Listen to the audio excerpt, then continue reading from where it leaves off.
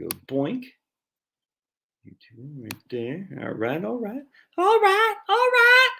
I'm a talking pumpkin. I'm a talking pumpkin. All right, so let's go to here. Wow. Just got done with our 30-minute locals only live stream. So if you're not following me on locals, you missed it. You missed it. Shame on you, chicken stew. So the local channel is Josh Scanlon at locals, or joshscanlon.locals.com. Excuse me, joshscanlon.locals.com. You can follow me there and see all the posts. I post a ton of stuff on there because it's there's a lot to talk about. And then on top of that, if you want to pay $5 a month, you get access to comment and post your own stuff and watch the live stream and all that stuff too. So join me on locals as well. It's a blog, it's a podcast, and it's a video thing. I love it. I love locals. If you want all the information that you're not going to get anywhere else, I mean, just no other way around. In this day and age of let the beheadings begin, the electronic beheadings, you're not going to get. It's locals or bus. There's no other way around that. Of course, I'm on Rumble as well. Just Rumble, and you want to type in Josh Scanlon under. Let me just show you what I'm talking about here. So we're going to go to share, and we're going to go to Chrome. We're going to go right here. And you're going to see, look at that baby. And we're going to go to channels, and you're going to type in Josh Scanlon, and you're going to go down to here to finance and freedom. And that's I got two, but this is the one that is the primary one, and I don't know why I have the second one. So anyway, go there. And now we're going to see here who is chatting on Rumble. We got one on here, and let's see if we have anyone in the chat, because I'm not quite sure that Rumble, how it works actually. So hold on just a second. All right, good. All right, sweet. There we go. So it's showing. All right, cool. That's good. Rumble rants. All right, good. It looks like we're moving the ball here. I like that. All right, so now we'll come back over here. Oops, wrong one. Bear with me just a second. We're gonna stop there. Cool. All right, looks like we're large and in charge here. Bear with me just a second. That looks good. So why is that not? All right, cool. So we got some people on Rumble too. Welcome, my friends on Rumble. Much obliged. Cool. All right, so before we get cracking, I do want to show you guys something. So I was talking on my locals channel earlier on our live stream that we just got done with. And there's somebody I know near and dear to my heart who's got a colleague at work. And the colleague said to this someone that he doesn't like his job. All right, he's miserable. He's getting huge, getting very fat. Because he's sitting around a cubicle all day, you know what I'm saying? He doesn't like it. He's getting fat. He works on the weekends a lot. So, 6 months out of the year, he's working on the weekends. So he's missing his children's activities. And, so he's losing his health. He's losing his sanity because he hates his job anyway. He's doing something he doesn't like. And on top of that, what's the point? I mean, the point is to be put to an early grave, and that's it. So he's getting a paycheck. I'm sitting there. And it's flabbergasting to me because this isn't what you're put on this world to do. Anyway, so bear with me. I'm going to show you guys something because you're going to say, what does that have to do with me? Well, I'm going to show you guys something here. I literally just watched this live stream earlier today. This was one of the scariest things I've ever seen in my life. And I want to share it with you because, wait, hold on a sec. Come on. We got it. Hold on. This is freaking nuts. And, the point being is you don't have time to waste, and I'll prove it to you here in just a second. All right, so hold on just a second, right there. All right, so let me pause this for a second. All right, we're going to show you this. Hey, Marie, seems like I just saw you. All right, so we're going to just watch this right here for a second. This is my man R. Peak, who lived up in Maine. I came across his videos when he was showing how to clear snow from his house up in Maine. He lives in Georgia now. He's from Georgia, moved to Maine. I guess his wife's from Maine, and now he's back in Georgia. He's an incredible guy. He plays a freaking mean banjo. He fixes all kinds of stuff. Just very interesting. His name's R. Peak, and he's got a son down this way too. Anyway, so check this out. We're only going to watch a sec. Everybody, welcome to my world. Today is the day that I leave out and head south with the load. If you look behind me back here, you can see there's my old Dodge truck and my trailer, and I got it loaded full of stuff. And if you look behind me here, you'll see stuff that I wasn't able to fit. Now, this was going to be my last trip down before we hauled the rat rod. Well, all this stuff, not all of it, but a lot of it is heavy, especially all them boxes there, them tool boxes.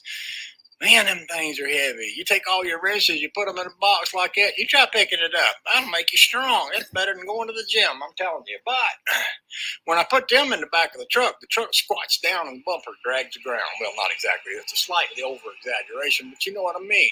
Anyway, oh, look at the moon. So pretty.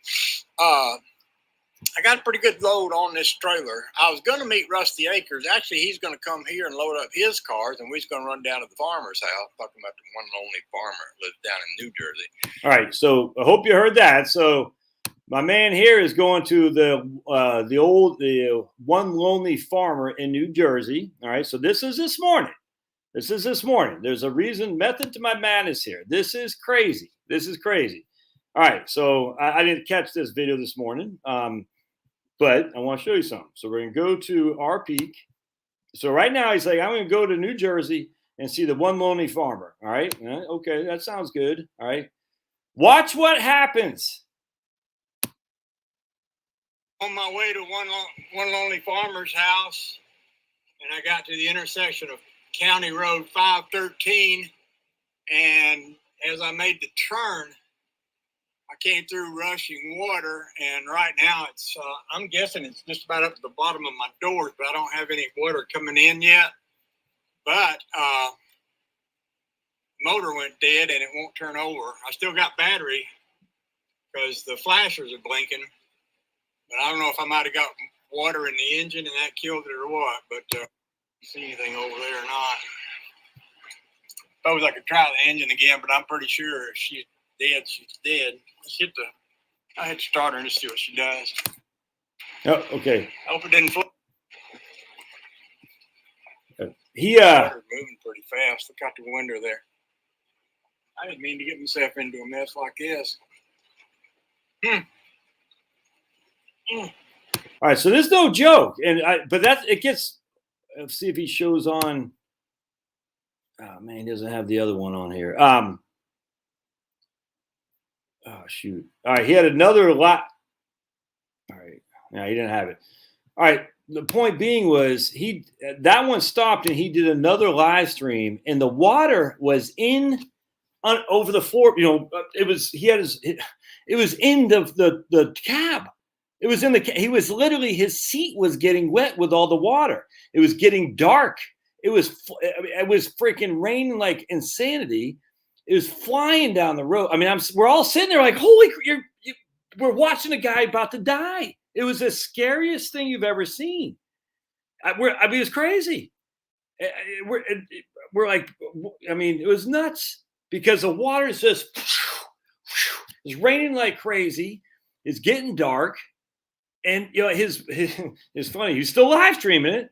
He's still commenting, which is kind of creepy. Because he's like, you're watching a man about to lose his life. Anyway, you know who came?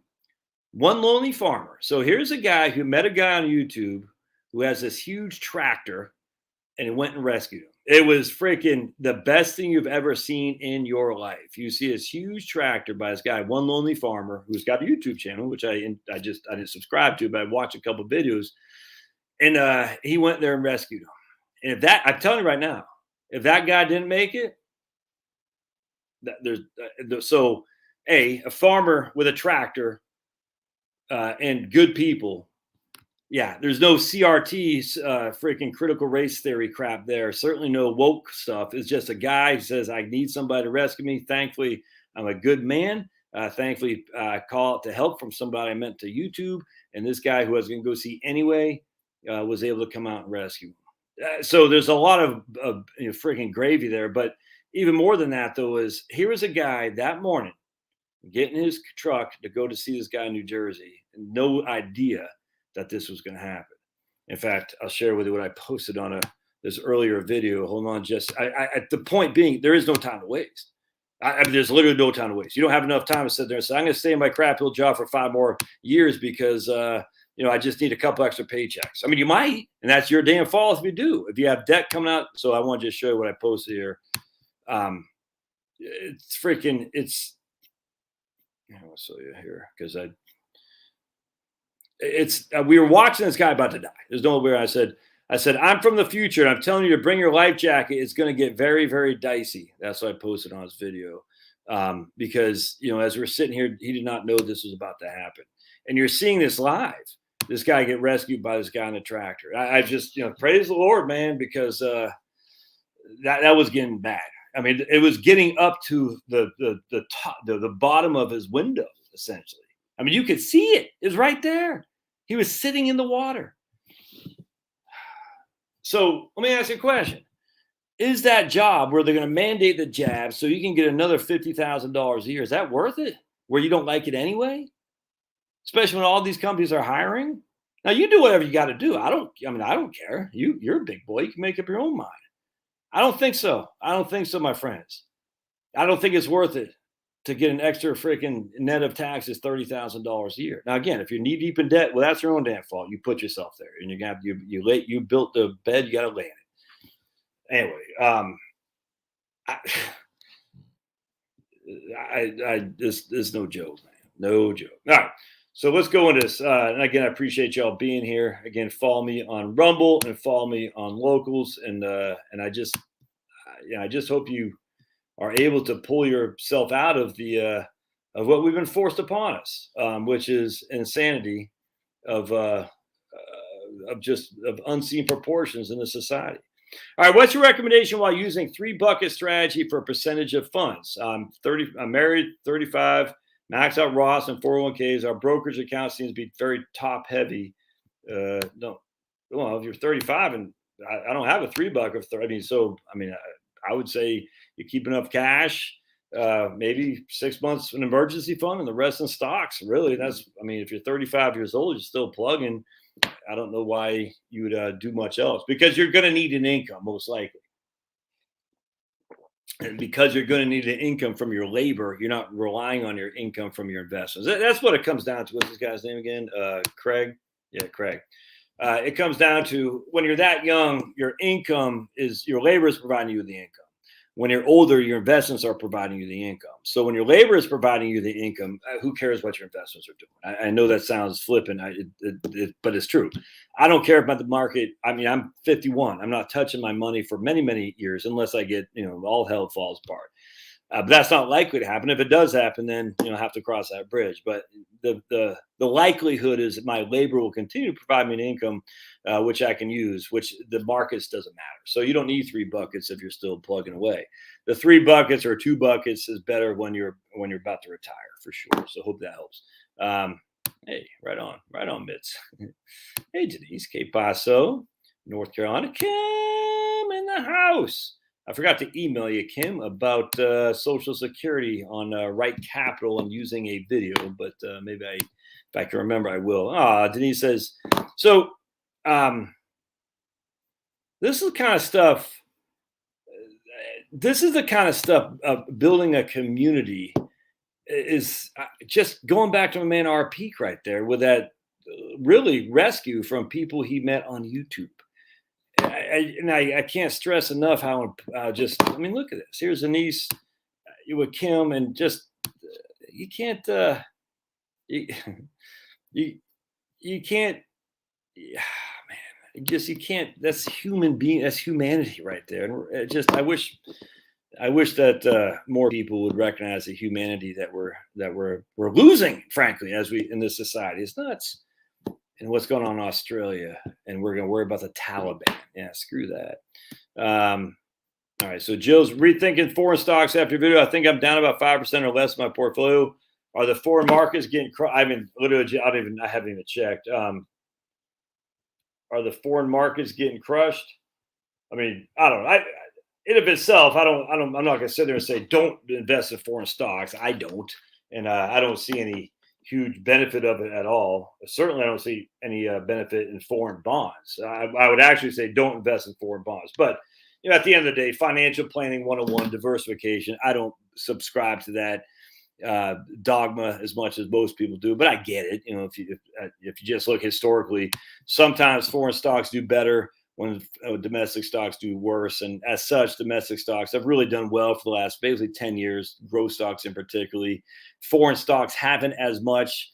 I could see the smart money flowing to foreign stocks more so than domestic stocks, but Vanguard's been singing the tune of foreign stocks for years and it hasn't paid out. Doesn't mean it won't, but just means at the end of the day, maybe the foreign stock for diversification's sake thing, maybe that is just fake. Maybe it worked a couple times, but it's not inevitable to work. I'm not touching it. I don't see any need for it whatsoever. But with that said, I'm not going to yell at you for having some foreign stocks. Oh, speaking of which, my man Todd says he converted his 401k Roth to a Roth IRA age 60. Yes, the 5-year rule applies on the 401k. Yep. Yes. Someone can double check that for me. You convert Roth 401k to Roth IRA. I'm almost 100% positive that the 5-year rule applies, Todd, but if someone wants to check up on me and fact check me, if you will. I also want to say, too, that I did a $50,000 Roth conversion, I don't know, 6 months ago, 5 months ago, something like that. In fact, I don't even know what I don't even check my accounts. I just don't care. But anyway, it was interesting because it was I've already paid the taxes, so it cost $20,000. I figured to pay that tax. I'd probably pay too much, but I'll get some back if not. Anyway, the point being is, it's $20,000. Yeah, that's about right. Because 5 to the state, 15 to the feds. That's probably about right. Anyway, who knows? But anyway, the point being is that money is now forever in a tax-free environment, ever. The only skin off my back was, to stroke that check, 15 to the IRS and 5 to the state of Georgia. But I had the cash, you see what I'm saying? So, that put me back a little bit in my cash, which I'd like to build back up, but I'm in a high tax bracket, certainly a higher tax bracket than I will be when I don't work anymore.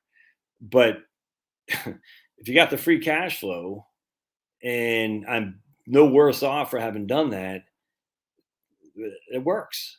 I can't stress enough how I think we get too caught up in spreadsheeting things, because we can spreadsheet this all day long to prove that I should not have done it. But for me, I'm like, dude, but now that $50,000 is there tax free forever. I mean, obviously, Sniffy Joe's new tax laws, whatever. I'm not worried about that, but still, I'm like, and I had the cash. I didn't go into debt to pay the taxes. You don't want to go in debt to pay taxes, but if you got the cash on the side, you're sitting there thinking, now I got $50,000 that's free for the rest of my life. And I'm 51. I should have done it last year. I told myself to do it last year, but it's like, I don't want to pay a 35% tax, whatever it was. 30% to the feds, 5% to the state. But then when you actually do it, it's behind you. Now, again, if you're going in debt to do that, it's not don't do that. But I didn't go into debt to do it. I just stroked a check. One of the benefits of having emergency money on the side is that you can do that. And then I don't have to worry about it ever again. I can't stress the emotional pleasantry, if that makes sense, of having done that. That is done. Now I'm going to do 50,000. I just told this guy today, I'm going to do 50,000 a year until my 401k, that was now my IRA, is totally in my Roth. But Josh, my spreadsheet, it doesn't matter, because the spreadsheet is the emotions that drive this, and the emotions, it feels great. Now, again, if I run into a case where I don't have any cash on the side, I won't do it. But I do have cash on the side. It feels great. I have 20,000 less than I did. That's okay. Still got some cash. Feels great. Anyway, I just think we get too caught up in the spreadsheets, and I'm guilty of that for sure. And we get too caught up in because I'd say majority of people I work with, I say it's not worth it to do a Roth. But see, the difference is they're in retirement. Now, some people I'm working with are in my high tax brackets too, and it's tough for a financial advisor to say to somebody, you should do a Roth conversion at 30% all in tax, 35% all in tax, when you're seeing that the tax rates he will be in or she will be in are going to be 12 and 22 in the future. It's tough for a financial advisor to do that because it's not intuitive, and there's no way that someone would say, "Oh, Josh, I see you're recommending Roth conversions for someone in a 35% tax bracket." When if you just look forward, you can see they're only in a 12% tax bracket. You would never win that battle against a lawsuit or whatever. So it's tough to recommend that. Now, if people want to do that, I literally just did. It feels great, but don't go into debt to do that. But again, I'm dealing with a lot of people who are either still working, making pretty good money, and they're in the higher tax bracket than they're ever going to be in. And as such, you're like, I don't know, man. I can't make that recommendation.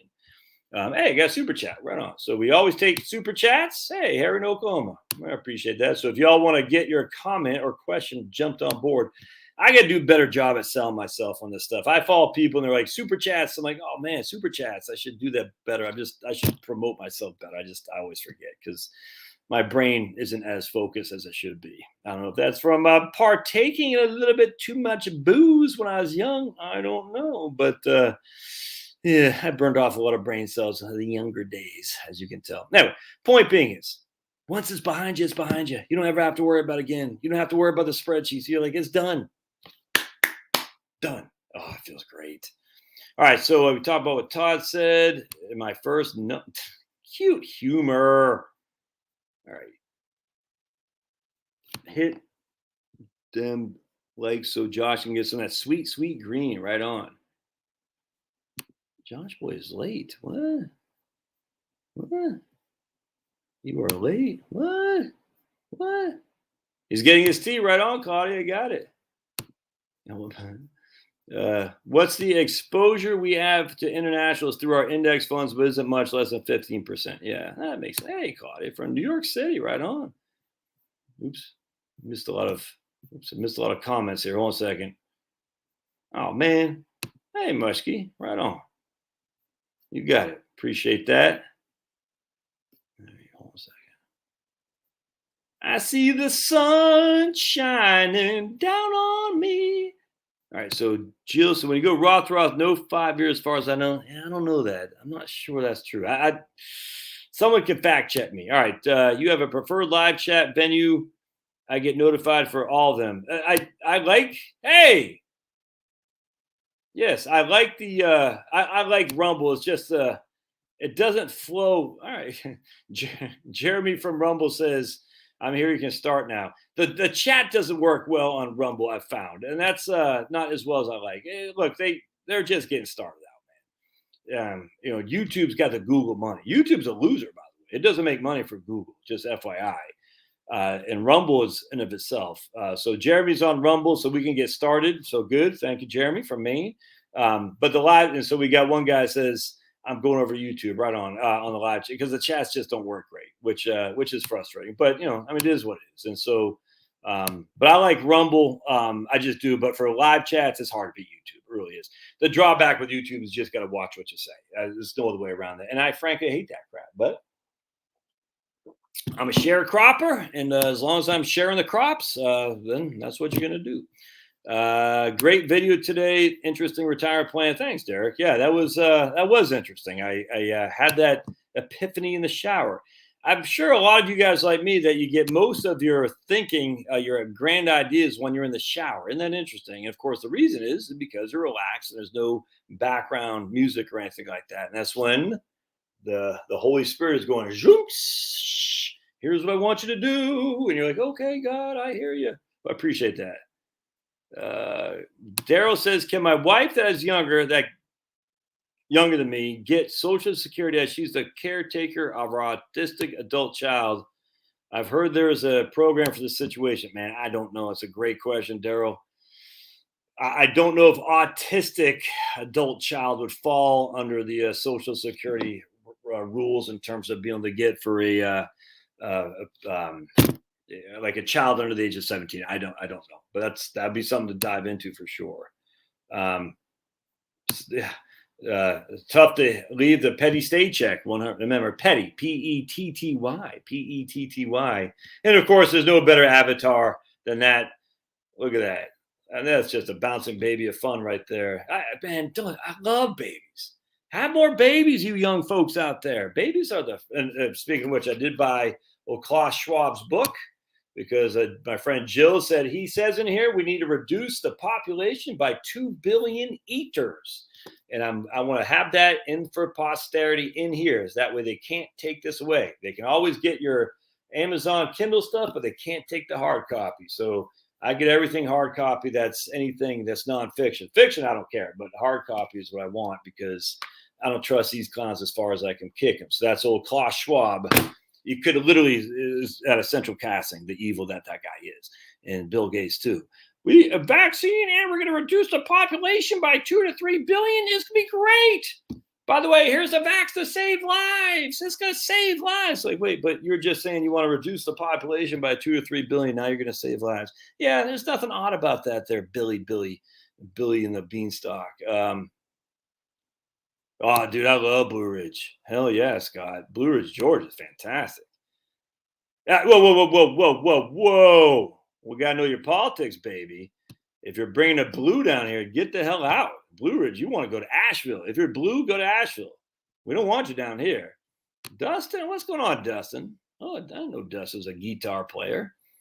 All right, cool. Yeah, right on. All right, what you got here? All right. I'm from Portlandia, looking to pull money from 401k to pay off mortgages. Which risk should I look for? The tax man, first and foremost, Mark. The tax man is going to, so let's just say your mortgage is $100,000. You're going to pull $100,000 from your 401k. It's probably going to cost you $120,000, if not more, if you're under the age of 59 and a half. So that's what I'll be looking at. Now, wait, I don't know if under the CARES Act, you could borrow up to $100,000 from your 401k. I don't know if that's still around in 2021. I just don't know. So if your mortgage is $100K and you got $200,000 in your 401k, then borrow from your 401k because then it's tax free. You got to pay that back in 5 years. It's not a cheap payment, but it's all tax free. The borrowing is tax free. You're going to put money back in after tax, but that's a good move, in my opinion. I can't tell you how many people don't ever borrow from your 401k. It's freaking idiotic, man. You're going to pay tax twice. No, you don't. You don't pay tax twice because the money that's coming out is tax free while you're in your highest tax bracket, by the way. This just people get too caught up in, again, this dogmatic approach. Like, if you borrow from your 401k, it's dumb. In fact, I wish someone would write a book on how you can increase your net worth by borrowing from your 401k. Oh, I did. My first book ever. Increase your net worth by borrowing from your 401k. It's a chapter, and I'll show what chapter it is right here, to pay off debt. And you could increase net worth. I won't say you will, but you could for sure. All right. Don't say, if this is John, man, don't be too specific here on our names and identifying things, if that makes sense. No one needs to know your stuff, man. So that John Callenberger is a pretty unique name. You might want to call yourself John Smith or something like that. And he's saying he's got he's got a lot of money in his IRA. So I'm going to take that off the screen here real quick. I'm just going to read. Don't do that, guys. I don't trust any people on YouTube, and you should not either. Don't identify yourself explicitly, and certainly identify some personal information. Maybe I'm a paranoid guy, but just because I'm paranoid does not mean they're not out to get me, if that makes sense. You can be paranoid and also be correct. But you're a conspiracy theorist. Yeah, that's right. Because this conspiracy is going on all the time. Just because it's a conspiracy doesn't mean it can't happen. People conspire all the time. There's this thing called the huddle. You know what a huddle is? It's a conspiracy. They're conspiring on how to run the ball down the throat like they used to do in football until it became the stupid West Coast offense stuff, which you just want to pull your hair out of your head and say, whatever happened 3 yards in a cloud of dust, man. All right, so my man says he's got 1.6 in his IRA. His only other income is Social Security. He's 75. My wife, he calls her wipers, which I'm sure is a typo. His wipers, because I guess she wipes his butt. It's just a typo. I'm just being funny. I guess that wasn't that funny. I got a chuckle. My wipers 74. Which strategy should I use to reduce my taxable income? Thank you. I mean, your goose is cooked, brother. I mean, you're at 1.6 million in your IRA, and both y'all get Social Security. There's not much you can do. Now, the best thing you have going is that you're married filing jointly, so you're going to have RMDs anyway. The only thing you can really do is to do QCDs, qualified charitable distributions, where you give money directly from your IRA to the charity of your choice, and that way it doesn't flow back to your 1040. But there's nothing else you can do. You're going to pay the tax, but it's always better to pay the tax. Married filing jointly. I was working with a guy today, and I showed him the perfect example of the widow's tax trap. My man Dan, and I said, "Look, dude, you got to start converting." He actually said to me, he goes, "I need to start converting." And he had a 12% tax bracket, and we kind of talked. So no, we need to go up above that. It's simply because the widow's tax trap was going to smoke his wife. That's all there is to it. She's going to get skunked, and so we didn't want that. Don't get too caught up on another thing. Don't get too caught up on spreadsheets. Spreadsheets work until they don't. I mean, it's junk in, junk out, and it's always going to be junk in because things change. So don't get too caught up in spreadsheets. Don't get too caught up on saying, I'm not going to go 1 penny above the 22% tax bracket. And my man Dan wasn't doing that, but some people do. Just why? Why? I mean, look, man, if you go $10,000 into the 24% tax bracket, that literally is $10,000 that's going to be taxed at 24% other than 22. That's it, man. That's it. So $10,000 taxed at 24%, that's a $2,400 in taxes. $10,000 taxed at 22% is $2,200 in taxes. If I take my trusty calculator, 2,400 minus 2,200, that's $200 difference to convert an extra $10,000 that puts you in the 10%, the 24% tax bracket. Whoop-de-flippin' do. I can't tell you how much blood is ink is wasted on people and time. I'm not going 1 penny above the 22% tax bracket. I'll show those guys at the IRS. I'm like, what the hell? Relax. It's freaking $200 on $10,000. No big deal. Now, go from 12 to 22 is 60% more, whatever it is. I mean, I could get that, but man alive, people. Well, my spreadsheet says when I'm 82 years old, I should have done this. I should do this, and that's what I'm going to do. I'm like, you're 51. You're 51. Jeez. Don't get too caught up in this crap. It's nuts. But Josh, you should have never done that Roth conversion because that. But I'm like, yeah, but you know something? See ya, IRS. See ya, Governor Kemp. You're out of my hair on that money. And I can't wait to be out of the hair on the rest of the money. It's going to be great. Oh, by the way, January is coming right down the pike. So old January is coming in 5 months. I'll be doing the same doggone thing. Should have done it last year. I said, I should have done it. Hey, my man Dustin, I'm going to Maine in December, hoping to get some snow. Well, the grand solar minimum is upon us, man. We haven't had a 100-degree weather day in Georgia all summer. Haven't had one. And that's nuts. That's nuts. So global warming, not this summer in Georgia. That's for doggone sure. Anyway, I imagine you'll be getting some snow up in Maine. What kind of training are you doing in Maine, man? In the Army? Wait, are you in the Marine Corps or the Army? You're in the Army. You think? I can't remember. In the Army or the Marine Corps, Dustin? My man Kevin's not happy. In just to say hi. Right on. Let's see. Right. I see the sun shining down on me. Yeah, I wish this Rumble live chat would work better. That's too bad. We'll get it. We'll get it there. Only got 5 people on Rumble now. All right, everyone's over at YouTube. Nothing wrong with that, but we'll build. We'll build. Oops, I keep going wrong thing. All right. Where do I see real estate, particularly single-family housing, going in the future? I tell you, it's nuts. I was talking to a guy 2 days ago. He's got a couple properties of 150, and I think one was 150, and one's like 95 was his price, and they're paying him like $4,000 a month between them or something like that. I was like, dude, you're getting $48,000 on less than a $200,000 capital cost, essentially.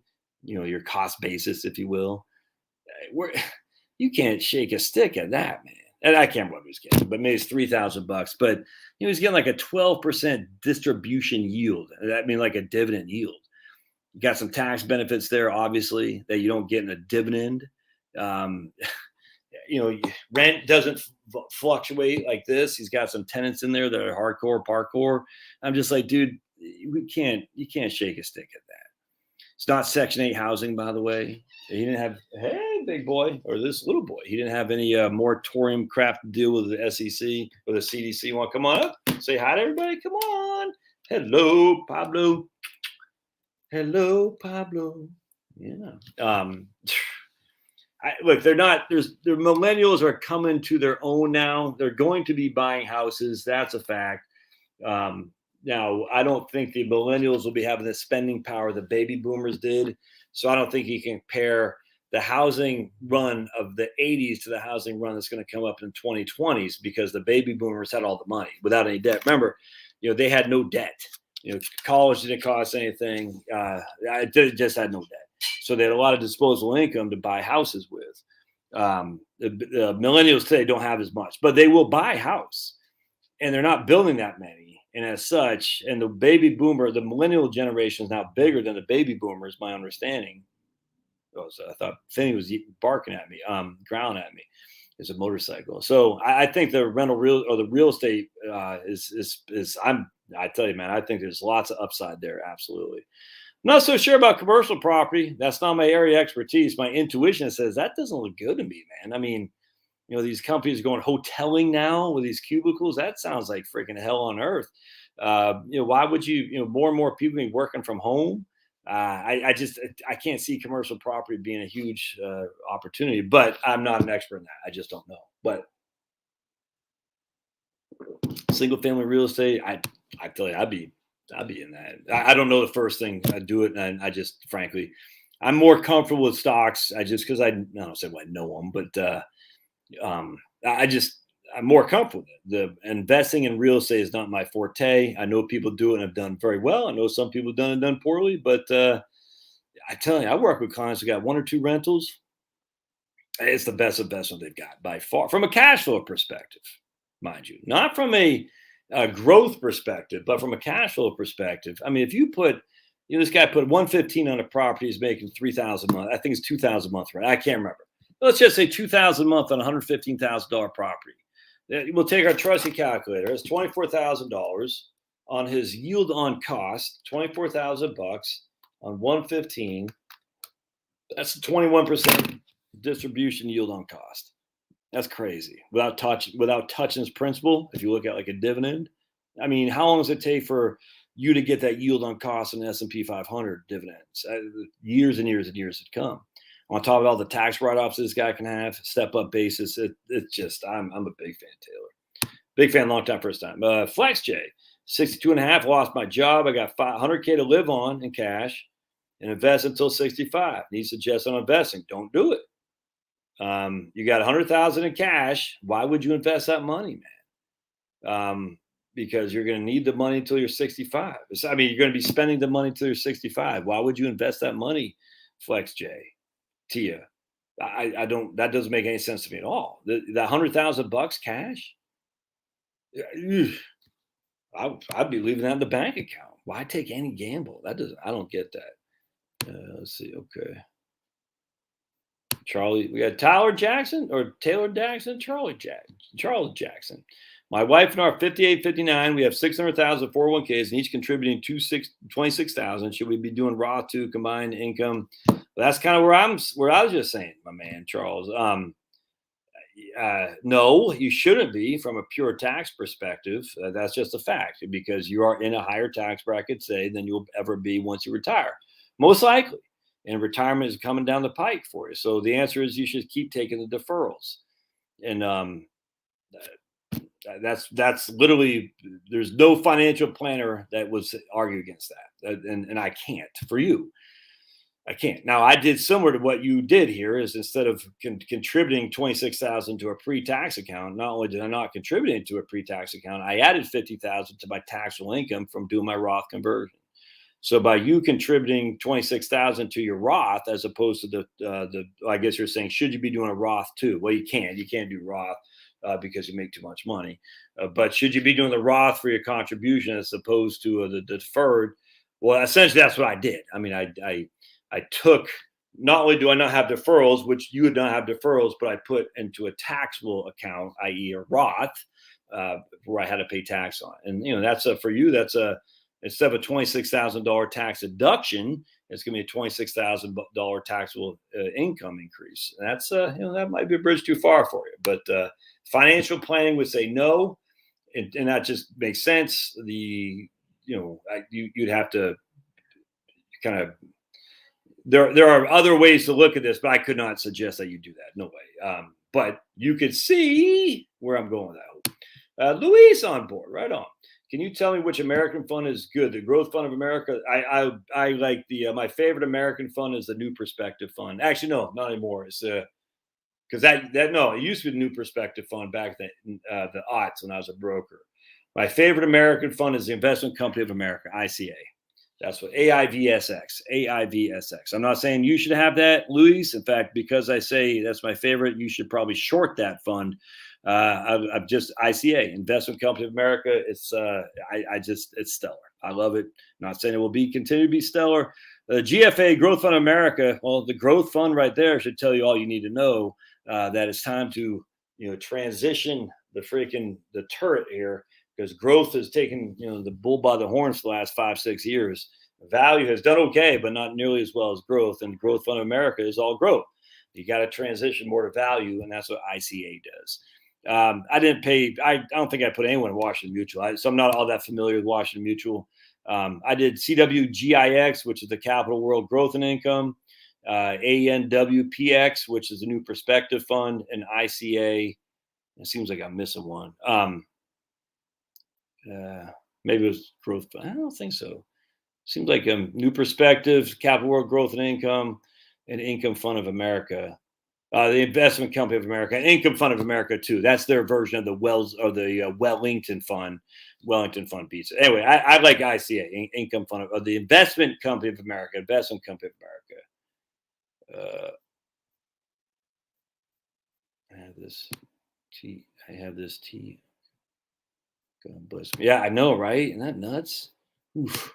We're watching the whole thing happen too, Denise. It was crazy. It's crazy. We're watching live stream. Oof. All right, first rant he's been on Cajun Navy. Yeah, helps a lot of folks in good situations. Yeah, those Cajuns every now and again. Other than we can't understand what they're saying, but they're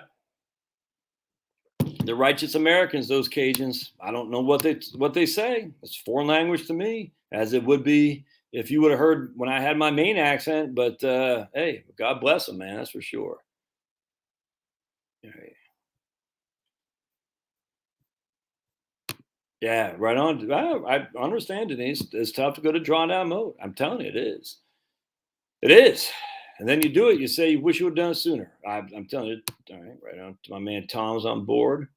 Yeah, water is freaking nuts, man. I mean, that's we get electricity from hydroelectric because the power of water.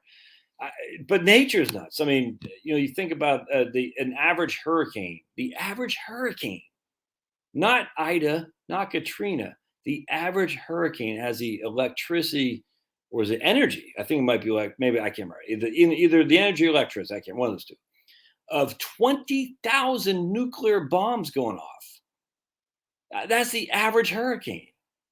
And you're going to tell, not you, but people are going to say we can stop the climate?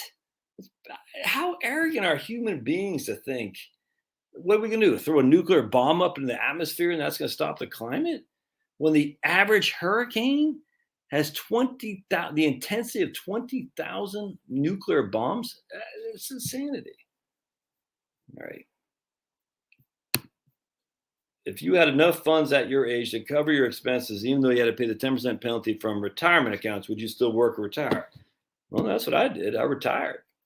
But I worked in this job, you know what I'm saying? But I mean, so I started a business, but I retired from my corporate gig to do this. And I took a 10% penalty on a $100,000 distribution from my IRA and wished to start this. So, I mean, I can't tell you what to do there, big guy, but I just, at the end of the day, it's like, all right, so you pull 50,000 out. That's 5,000 penalty. Divide that by 12 months. What's that? $416 a month. So $416 a month is what it's costing you to pull $50,000 out of your IRA before 59.5. $416 a month is $100 a week. That's $100 a week. $20 a day at the office. You're probably saving that just by not driving into the office and eating lunch at the office, if that makes sense. Reverse engineer these costs and you realize, that's not that big of a deal after all, when you think about it. I knew a guy when I used to work at USA, he ate lunch out every single day. He'd go down to P.F. Chang's every single day. And he was, cash flow was tight. He was getting heavy. And I said, well, because you're eating out every day. And then he'd drive, an hour and a half each way.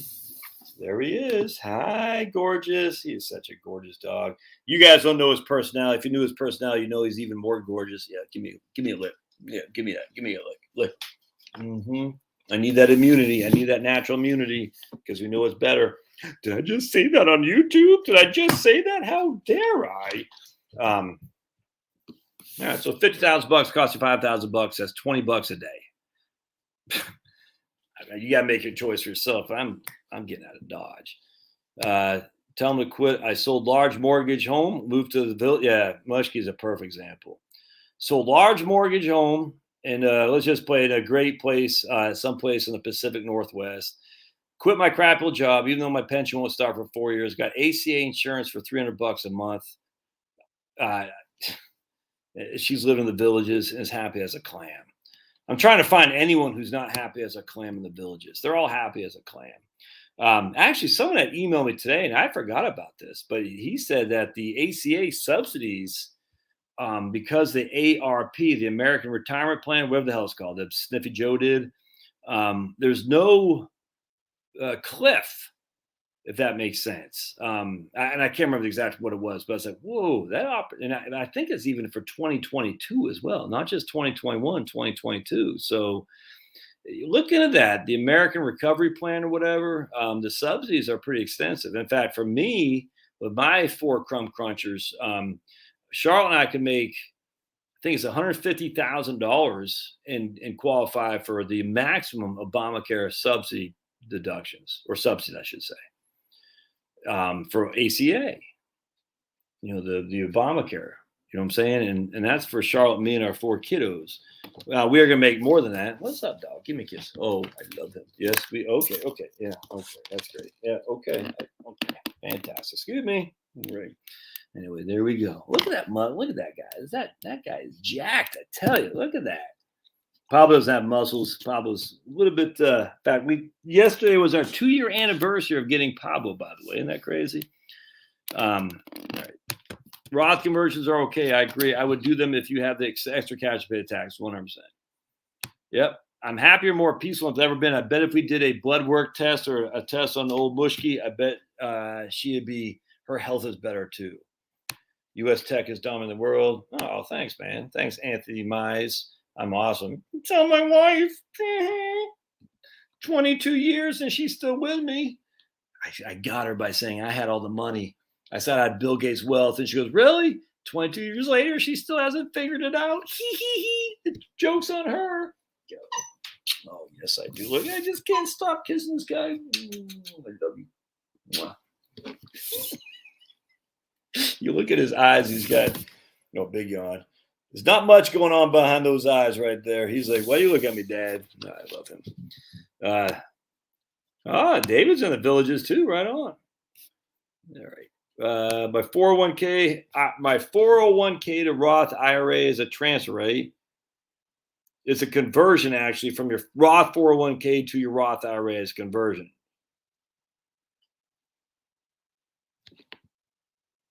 But it's not a taxable conversion because it's Roth 401k. Foreign doing good now, just burnt out on so many of them. Not that Corp USA is much. Yeah, I know. USA's, we're nuts. Okay. Each Roth conversion starts a 5-year clock on the amount, but it was, all right. So each Roth conversion. All right, there you go. That answers that. So you got to make up your mind, Big Bear. What are you doing? He's coming back for more. Okay. Wait, there's nothing. There's nothing here. There's nothing here. He says, I want to be on the camera too. You guys all love Pablo, but love me too. Oh, now you're putting your, excuse me. Hey, sorry. All right. So Mushki says, after listening a couple years ago, I changed my life and my financial planning. Susie Orman told me I needed to work until I died. Because of you, I retired in May 2021 at 60. I tell you, that right there, just, man, it's just freaking Harry. Get out of here, man. Harry. Lady, that's why I gave me 5. Oh boy, there you go. That's fantastic, Penny. Yeah, that's good TV there, buddy. Thank you. Yeah, Penny showed me the big brown eye. Oh boy, yeah, going from Harry being late again, detention, to Finney showing us his big brown eye. It doesn't get much more professional than that. Yeah, I look, all the financial planning software is going to recommend 10 to 20% in foreign stocks. I think Vanguard recommends 40% in foreign stocks, which seems nuts to me. Foreign stocks go up when the U.S. value of the dollar goes down. Well, that'd be interesting. You think it'd be the other way around, just because exports go up when the dollar goes down. But hold on a second. Maddie's texting me about sports. All right, hold on a second. A fatal blow to the head or neck? That's the question. Derived from hunters? I guess a head. All right. Let's see. All right. Do you think rise in interest rate can crash house prices? I don't think crash, but it's certainly, yeah. I mean, absolutely. I mean, just think about it. Anytime. So, yeah. For right now, the way the interest rates are. Oh, blow to the head. Oh, head, definitely.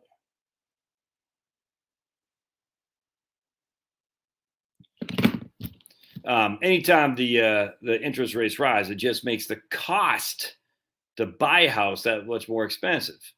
So if it's you think about if it's kids, man.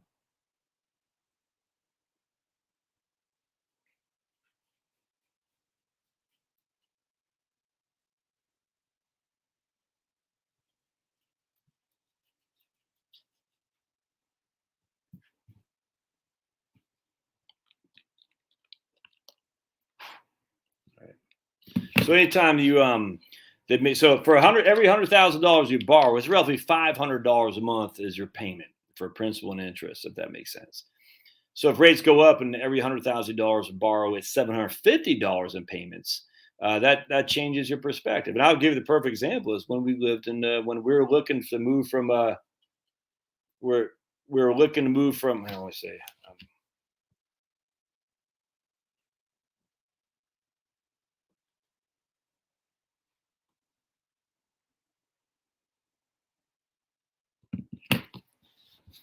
so when we moved from Texas, we were looking at Pennsylvania because we had heard New Jersey's property taxes were too high.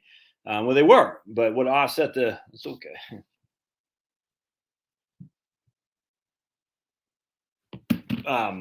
But what offset the higher property taxes in New Jersey was the lower price of the house. Everything is relative. And so basically, if interest rates go up and it makes it more expensive to finance a house for $750 when it used to be 500, the price of the house inherently will go back down. So that way it'll still be instead of you will finance less at a higher rate, if that makes sense. Anyway, so I just give an example. So we were looking at Downingtown, Pennsylvania, and the houses were much more expensive than they were in Haddonfield, New Jersey, even though Haddonfield, New Jersey is only 15 minutes from Center City where I was working. But the reason was because the property taxes in New Jersey were twice that of Downingtown. So the people in Pennsylvania said we can charge higher because everyone's afraid of New Jersey because the property taxes are so high. But when you actually did a comparison, actually New Jersey was cheaper in terms of the commute. The town was 10 times better. You know, the ease of getting to work, it was better. So the price of the house was lower than it was in Downingtown, simply because the property taxes were too high. I hope that makes sense. It's all level, though. I mean, people aren't stupid. They're not going to say, "Oh, I'm going to pay $500,000 for a house when before it cost me $2,500 a month in a mortgage." but I'll still pay $500 for the house when it now costs me $3,250 in mortgage. They're not going to do that. They'll say, I'll offer you, instead of $500,000, I'll offer you $400,000 or something like that. And so you could see the house rates going down for sure. A crash. What is a crash? 2008. I don't see that happening again anytime soon. That's for sure. I'm not expecting the rates to go up. I mean, they're going to go up a little bit, I grant you. But I mean, what's the 30-year right now? The 30-year Treasury. Rabbit punch. I heard that is still 1.9. 1.9. So the 30-year Treasury is still 1.9. No one. I mean. No one knows nothing on this stuff, man. And if we just, again, look at Japan, the interest rates in Japan are freaking still at zero. And they've been that way for years. And yet the debt to GDP is still through the roof. It's still like 250, 260%. The only argument that people can make why that's not going to happen here is because Japan has an older demographics. Well, hell, don't we do too? We allow for immigration. I grant you. So that is a benefit to us not going full throttle Japan. But that's when you're locking down everybody, they can't work. That doesn't do much for the consumer spending, which is what GDP is contingent on.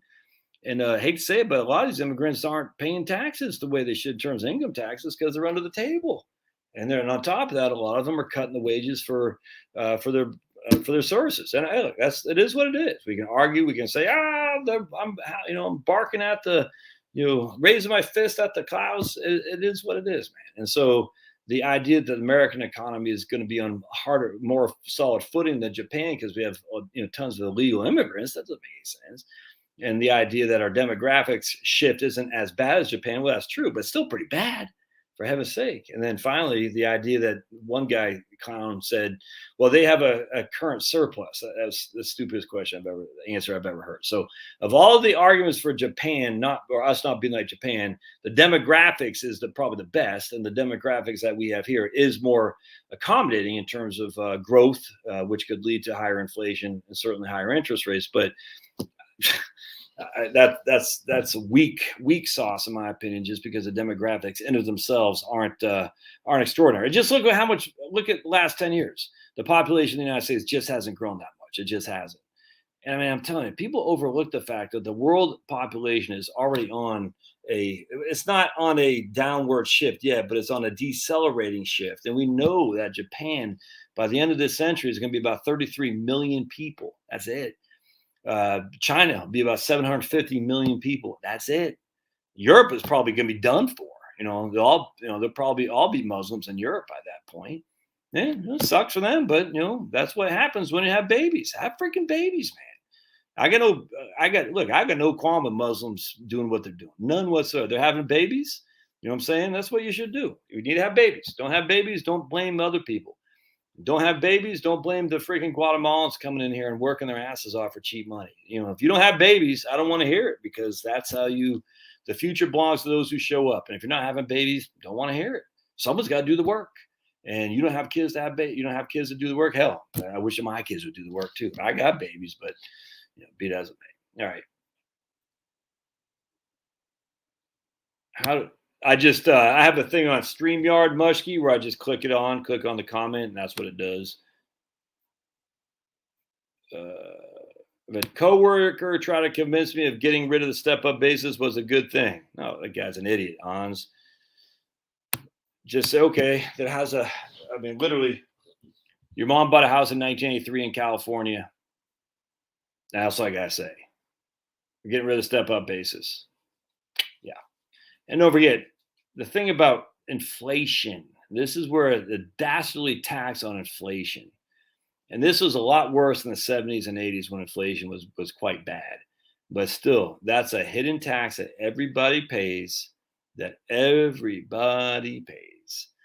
so if they got rid of the step-up basis and your house is at $200,000, then due to nothing more than the inflation is worth $300,000 and your kid inherits it, your kid is inheriting the same exact house.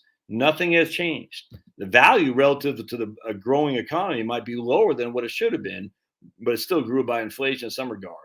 Now that kid's got to pay $100,000 capital gain tax on $100,000 on a house that has not really grown in value relative to inflation. It's just inflation. has increased the value, but it's not a true increase. It's evil stuff, man. So I just say, okay, so your mom dies with a house that she bought in 1983. Good luck coming up with the tax of that. Fool. Always make sure you end it with fool, because it's stupid. And then just say that. How are you going to figure that out there, guy? How are you going to figure out what the cost basis is on every single asset? How are you going to figure that out? You want to make the IRS have a lot of work to do, and to be able to freaking penalize you because you didn't say this pen I bought for 10 cents and when I died it was worth 11 cents according to Goodwill. Yeah, that's great. So let's get the IRS more power. That's fantastic. Fool, not you, Hans, but that's what you always got to tell these people. Yeah, that doesn't make much sense. Fool. That's what you got to say. Now, this Rumble's on live stream. Oh, yeah, it says live stream's ended. What the hell? Huh.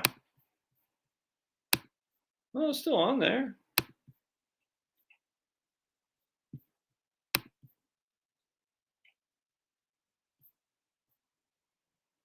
It's still there. I don't, yeah,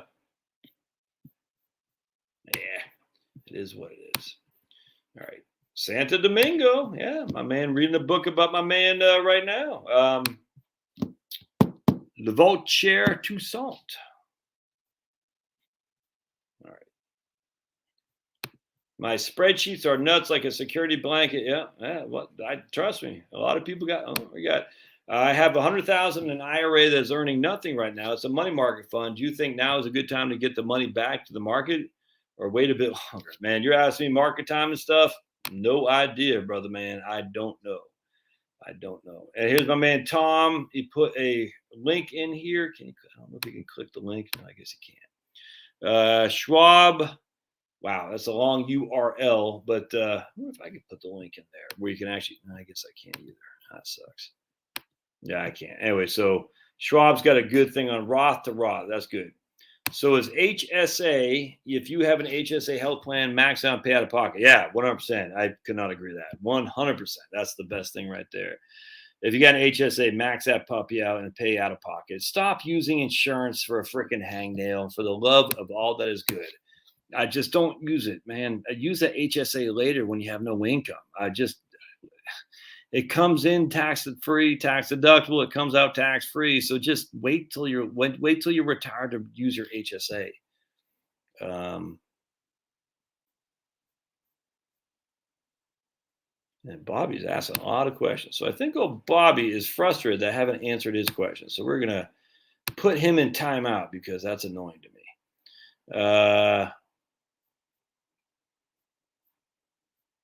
We are trying to save more to retire sooner and move to the villages. Right on. There you go. Look at you, Mushki. That's fantastic.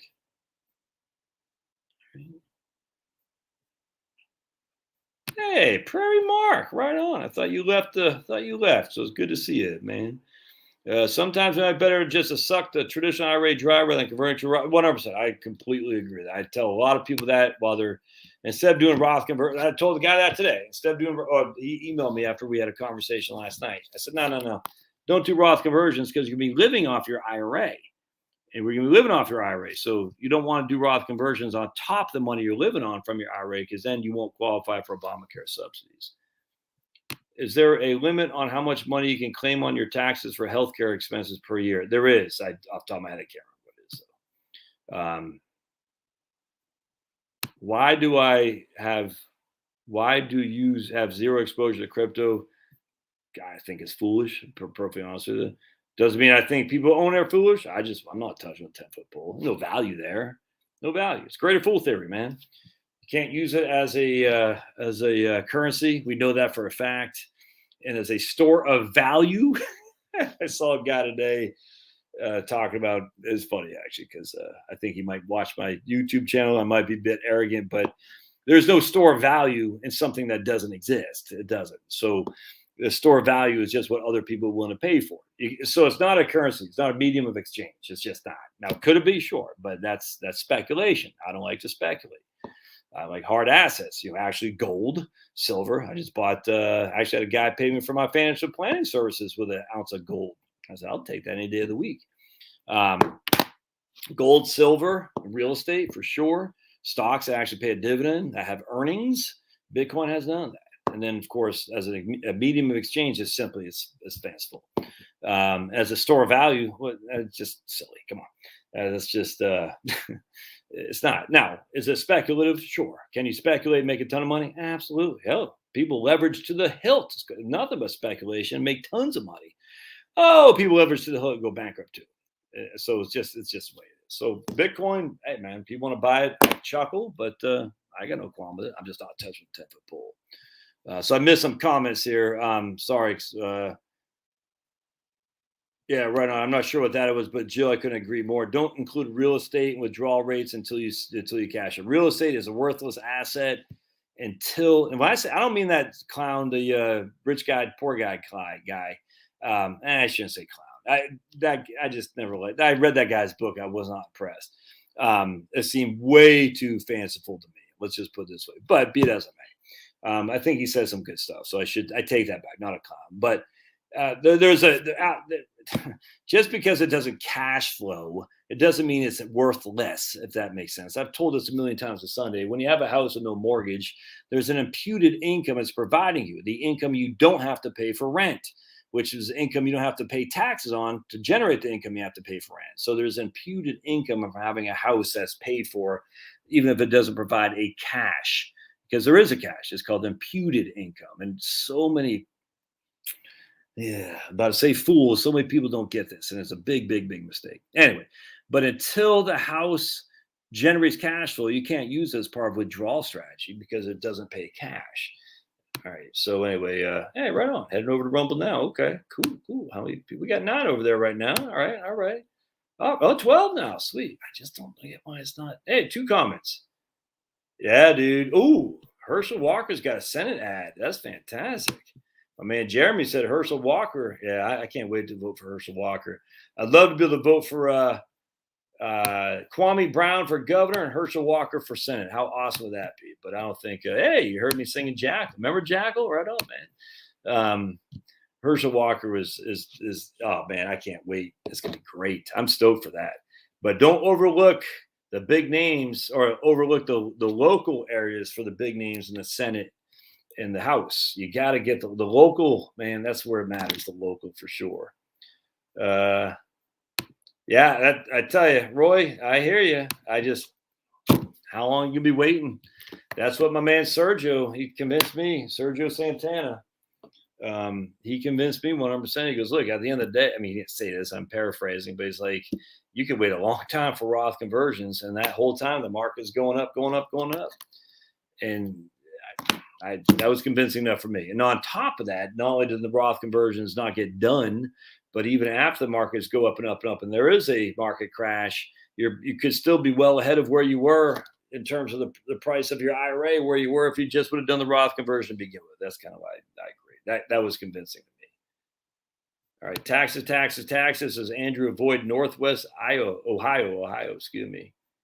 Yeah, the chat isn't working on Rumble, Muskie. I noticed that too. I'm not sure what that's about, but like I said, it's learning. They're just Rumble was not even around 2 years ago or so, or something like that, or not that many people are using it, and so it's in its training wheel. So we'll just keep up. Does Pablo have a ramp to get up there? No, he's got legs. He's got hops. Pablo does.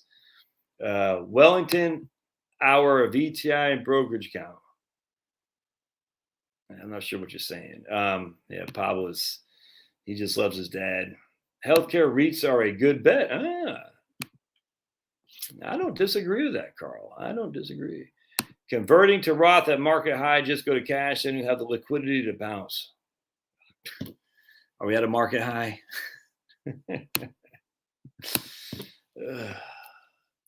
Don't take this wrong, Elliot, but I've heard that so many times. The market's at an all-time high. It was at an all-time high in 1975. It's at an all-time high in 1990. It's at an all-time high in 1994. It's at an all-time high in 1999. All-time high in 2007. All-time high just all-time high in 2013. All-time high. It's It's always that's the thing. The trajectory of the markets are to the northeast up, and so they're always at all-time highs. They shrink a little bit, but the trajectory is like that.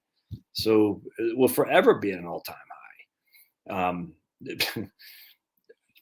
Anyway, all right. I think that's such a weak argument that the market's at all-time high. Don't invest. Essentially, is the argument. I just say, well, that means I wouldn't have invested in 2015 either when the market was at an all-time high. I wouldn't invest in 2012 either when the market was at an all-time high. And we can just keep playing that until until I was in diapers. You know what I'm saying? Don't invest now. The Dow's at 1,000, all-time high. Okay. On real estate, monitor your local listing trends as an indicator price. Yeah, that's interesting, Doug. It seems like the trends are going. I got Zillow, and it seems like there's a lot more price drops than there were just a couple months ago, and it's just interesting to me. And I think we're leveling off here. Well, I don't know. I don't really pay that much mind to it. I don't even know what the stocks. I don't even know what the market's done. So the markets were what were they today? They were. It looks like the S&P was up, point something like that. So I mean, Dow was down, S&P was up just a tiny bit. 10-year. The only thing I really pay much mind to is a 10-year. 10 years at 1.3. 30 years at 1.9. I don't really pay much mind. Looks like VWO is up 1.21. Joe, the emerging markets, small caps are up a nice amount. Yeah. I mean, again, I literally don't care because I'm not touching that money for many, many moons. And I mean, so literally, if you're not touching your money for many, many moons, why do you care? Why it doesn't matter. I mean, literally, because you're sitting there, especially if you're just plugging money away. Who cares what the market does today? The only time it matters is when you're getting ready to plan to transition for you to start taking money out. I cannot stress this enough. What happens today is completely irrelevant. What happens tomorrow is completely irrelevant. The only thing it's relevant for is when I need that money to pay me an income stream. And I just don't right now. And if you're working, you don't either. Now, if you're transitioning, that's different. Because again, then your market has got to provide you an income stream. And you got to be careful there. All right. Kevin Heaven, right on. You absolutely keep up being you and the heck with the crybabies. Thanks, Kevin. Yeah, I don't know any other way, man. I just, I don't know. I've always been kind of eccentric guy, hyper, to be perfectly honest with you. Believe it or not, I used to be pretty shy, man. And it's funny when I tell you, if you want to learn, just the force yourself to do some public speaking, my friends. It's amazing what will happen to your confidence when you just force yourself to do public speaking. It's amazing. And what you got to do is you just got to say, I'm just going to be who I am and it doesn't matter. I mean, literally the public speaking, this guy, me and Rich, that we started doing on behalf of USAA, I had done, look, man, I had done public speaking to some degree, and I was in the Army and all that stuff, but we get in front of like flag officers and stuff and do financial planning presentations. And it was nerve wracking at first because like, dude, I was a freaking E4, you know what I'm saying? I didn't know. And I'm in front of generals. And it's even after I was a civilian, it's still kind of nerve wracking because you think these guys know everything. They don't know crap. Just look at what happened in Afghanistan. But anyway, and so we're doing these presentations, and some of the questions, and I'm not just bagging on flag officers, but for a guy that was presenting in front of flag officers, and I got out as a corporal E4. I'm thinking, I don't know, it was intimidating. But after I did a couple, I said, oh, I know a hell of a lot more than these guys do. And they there'll always be some cranks, not generals necessarily. Usually an Air Force major, an 04 in the Air Force will always be the biggest crank. And you're like, all right. And other than that, he try to, knock you off the knees. You're like, whatever. And you just say, okay. But everybody else, you're like, they're just wanting to learn. They want to ask questions, wanting to learn. And they're not trying to make you look bad. I said, okay. And you say, so if you're reasonable and you're not trying to be all arrogant, but if you know what you know and you know what you're talking about, then you can say, yeah, I'm pretty good at this. But the key thing is to say, like some guy said about the Roth stuff, like, I don't know. And if I did know, and if I did not know, and I said something like I did know, or I wasn't sure, I mean, that's going to come back and bite me in the butt. It's not worth. Why would it be worth it for somebody to say, I got to come across like I know everything? Why? You have these things called the internets that you can look it up quickly. I don't get that. Why would you say it's nuts? How many people in my business have this need to be right all the time? Like they have to know everything. I don't get that. Especially, I don't want someone in that freaking lump of coal up there just saying something off the cuff because this is important stuff. And if you screw it up, you're the one held accountable, if that makes sense. And not me. No, I think the key thing is learn how to do some public speaking. It'll enhance your confidence. Like, I can't tell you how much. And then learn how to say, I don't know. And just say, I don't know. Is that important to you? If it is, well, okay. Then, you can look it up. There's a guy emailed me a question today, and it took 2 seconds to email it to look it up. And I kind of gave him the business down there. I said, you could easily look that up. You know what I'm saying? Not being a dick. But at the end of the day, it's like, yeah, that was a little bit of a lazy thing for this guy to email these questions because he wanted a professional answer as opposed to taking the time to look it up. Because then he would doubt. He'd say, maybe I'm reading this wrong. So I get it, and I didn't give him. I wasn't a dick, but I was just like, yeah, I looked it up too. You see what I'm saying? I said, yeah, I'm not sure. Let me look it up, and I emailed him back. So this is what I found. No big deal. But you could have done it too. It's just he's not a professional. He wants a professional to tell him, and I get that. But I just think, I don't know why people have men a lot, well, women too. I mean, you hear the thing on Susie Orman. There's a lady on YouTube who did this blistering take on Susie Orman, how she's just full of crap on her experience. It was nuts. And you should watch. I can't remember her video. It was great though. And it's just lying. Like, I don't get why lie? I don't understand. And I've never been like that actually. Maybe it's just, the way I was raised from hippie parents. It doesn't make sense to lie. Just be who you are. You know what I'm saying? And then peace and love, man. Peace and love. All right. So man, Andrew moved to Northwest Idaho for a job opportunity, Ohio, and he quickly found out property taxes are insane. Are you really sorry? Cute humor. Huh. TIA, thanks in advance. I don't know what that is. All right, stocks. Stocks, the government doesn't put an eviction ban on stocks like they did on rentals. I don't get it. Stocks, the government, or stinks maybe? Currently 35% tax bracket, considering converting significant traditional IRA to Roth for Biden screws up tax like he does everything else. Can I pay tax with taxable account? Yeah, that's if you're going to do it. Don't pay it with your IRA if you're under the age of 59 and a half. You want to, just don't. I paid it with my cash account, 100%. I'm not all that worried about Sniffy Joe. I'm telling you, I just like the idea. I don't have to worry about that portion of my IRA ever being taxed again, if that makes sense. That's fantastic. So, yeah, I don't know what your age is, JJ, but if you're under the age of 59 and a half, you do not pay taxes with that IRA because the amount of money you pull out to pay taxes will be subject to a 10% penalty. So don't do that.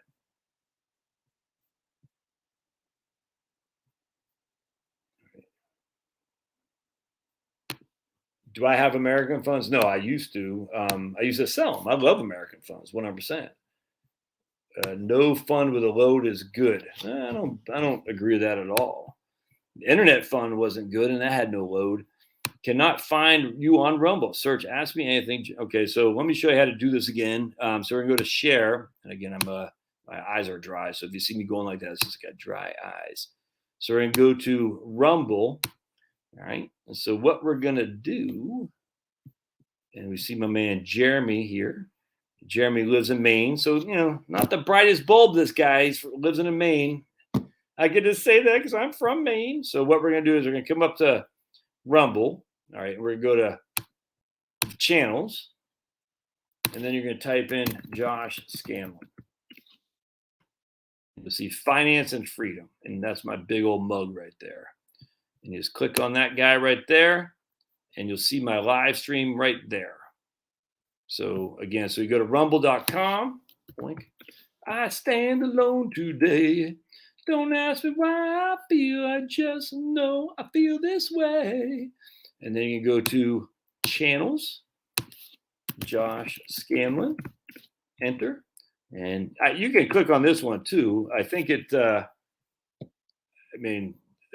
think I'm not exactly sure why this one's here. I don't know. But I think, if you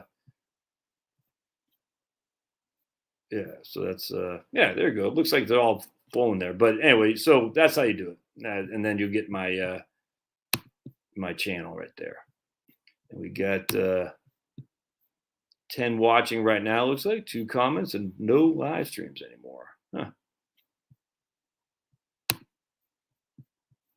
Now, I was listening some when I was working out today, I was listening to some old Motley Crue. The Too Fast for Love album was pretty kick-ass. You gotta admit, old Motley Crue is fantastic. Too fast for love. Get a piece of your action. I think it's 2026, Marie. Oh, all right. Let's see. Is there going to be a future stock market drop in the near future? I have no idea, man. Exactly right on, Quincy. 2025 tax cut ends, right? Kevin, interest rates are going to rise. Bonds pay nothing. What are your thoughts on short-term inflation? I got some short-term inflation bonds. So, yes, 100%. That's for basically. So when I say I'm all stocks, that's not quite true. I do have a little bit in bonds, 10%, something like that. I took some gains off the table and I just dumped some in bonds and tips, if that makes sense. So I got no problem with that. None whatsoever. Oh yeah, I'm still 100% on board with deflation. I know everyone says, look, I get it, man. I mean, how to argue in favor of deflation while we're at the highest inflation since 1991. Yeah, I wonder if anything happened from 1990 to 1991 that would have shaken the economy to slide. Huh. I wonder if there's anything that could have slid. And then when we got over that, we had some inflation. I wonder if anything happened in 2020, and it looks like maybe again in Pennsylvania and stuff going on right now because insanity is running rampant. That could slide us back into a slow growth. We're already seeing the growth slowing down, my friends. The ISM numbers came up today. It was actually increased to 59.9, so that's good. But I tell you, it's not the government printing. This is like if government printing caused inflation, to explain Japan, even explain our own country. It's not like the government printing hasn't happened since Reagan, for heaven's sake, since LBJ in Vietnam. I mean, we've had deficits as far as the eye can see. We're not paying the debt off. We've only had since freaking Nixon, I don't even know, but we've had 4 years, maybe 2 years of a balanced budget, a surplus. And that is under Clinton and a Republican Congress. 2 years, I think, maybe 3, something like that. Every other year, it's been deficits as far as the eyes can see. A deficit just adds to the deficit, just to the debt, which another deficit adds to the debt. It continues on. Yeah. So what happens is debt is inherently deflationary. People can't get this. If you don't have the money, because the money is being captured by your credit card payments, your house payments, your car leases, and all this, your student loans, you don't have that much consumer spending. If you don't have that much consumer spending, you don't spend that much. And we know the biggest cause of GDP is consumer expenditures, of growth of the economy. On top, I was talking to a guy the other day, a business owner, and he's like, he got smoked in 2008, smoked. He worked for 3 years for free just to keep his employees on board. He says, I'm never doing that again. He said, I don't care what, they can pay me to borrow money. I will never borrow money again. That's the balance sheet recession that Richard Koo talks about that happened in Japan. They kept lowering the rates, the negative interest rate policy. People say, I don't care. I'm never borrowing it again. I will never be what happened. I'll never be at risk like what happened in Japan's Great Recession. And the same thing's happening here. I'll never forget this guy. The guy had well more than adequate money to borrow as much as he wanted to. If he wanted to expand his, he could do whatever he wanted. He's like, I'm never doing it again. I learned my lesson in 2008. He said, I'll never do that again. And I tell you, that's just one guy. Just because the interest rates are low, the government's printing does not inflation make. It just does not. And this is why the economics departments of all these schools are stupid, because they don't know what they're talking about. No, I mean, not that I do. No one knows. This is the thing. So the thing about economics and basic government policy, and here's where the top down will never work. Why socialism will never, ever work. because that guy is just one guy making one decision. There are 330 million people unique to themselves making one decision, but thousands of decisions a day, every single day. It might not be rational to some economists from Columbia, but it's rational to them, and that's all that matters. And so as long as this guy's sitting there saying, I don't care what the interest rates are, I'm not borrowing, you extrapolate that over many, many millions of people, that's a balance sheet recession, which means people are not turning over money. There's not a velocity. And the velocity is what causes the inflation, not the government printing press. Oh, but you're telling me, like, my Chloe's in an economics class, and it's a Paul Krugman book, and it's actually not as bad as I would thought, but it's still Paul Krugman, Clown Central. But anyway, so you're telling me if you're stranded on an island and Ben Bernanke dropped $100 million, and there's only two goods, that the cost of those goods wouldn't go up. Okay. Are we stranded on an island and Ben Bernanke's dropping $100 bills in our lap where we have to figure out to buy a coconut or to buy a freaking fish? No, that's just such a freaking, this is what economics textbooks do to show you that government printing is inflationary inherently. It's freaking stupid. No, because we're not stranded on an island with two products, and never mind a substitution effect, which is actually good economics, substitution effect. The price of ground beef goes up, you go to turkey. It's just that simple, man. Nuts. Anyway, I could be wrong. I don't know. But to sit there and say, well, the government printing is out of freaking control. I said, well, look at Japan. There's no inflation. So anyway, we'll see.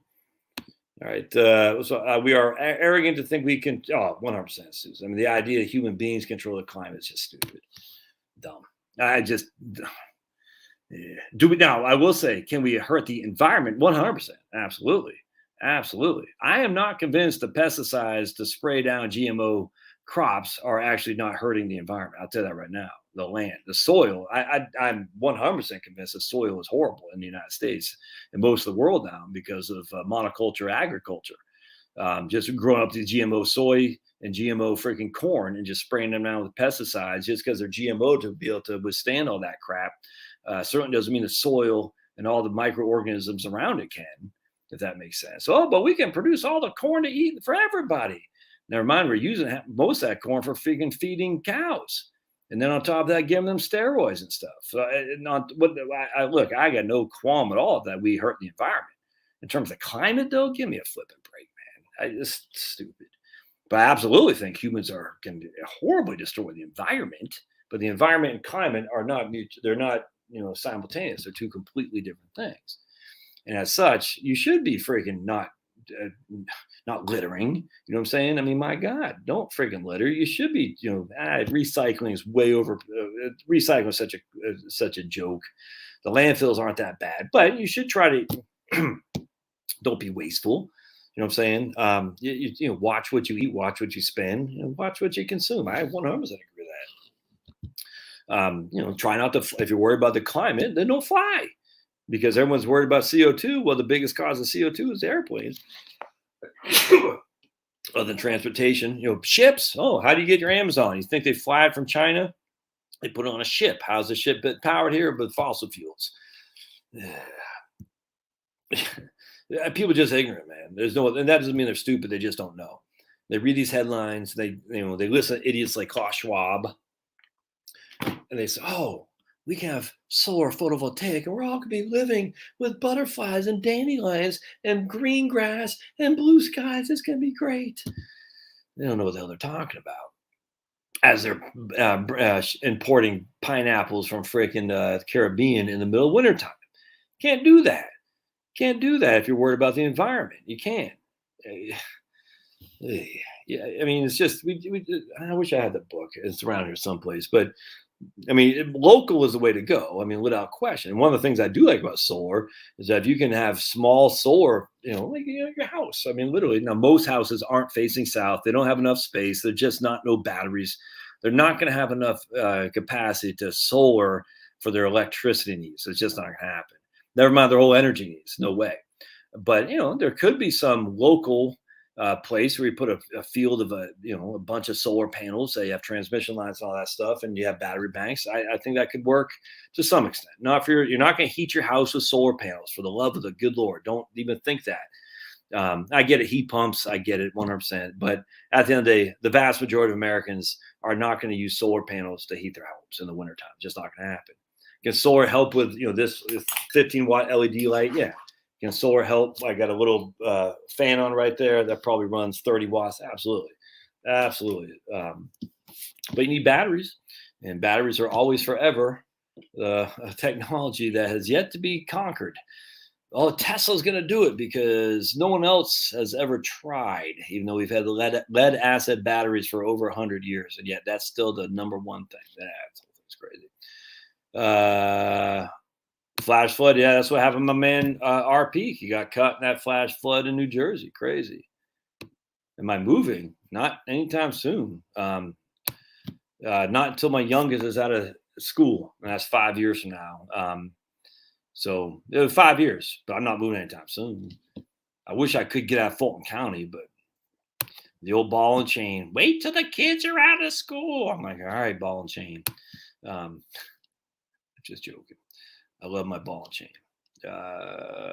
Thoughts on recent report? Yeah, I did a video on that. It's not so. Yeah, I'm not at all pessimistic on it. It's going broke.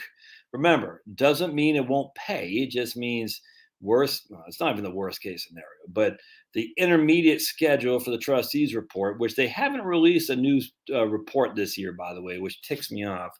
But anyway, it looks like the 2033 is when it's going to not be able to pay its expenditures. All right, so it'll be able to pay 78 cents on the dollar or something like that come 2033. Last year is 2032. A lot of people are saying 2026.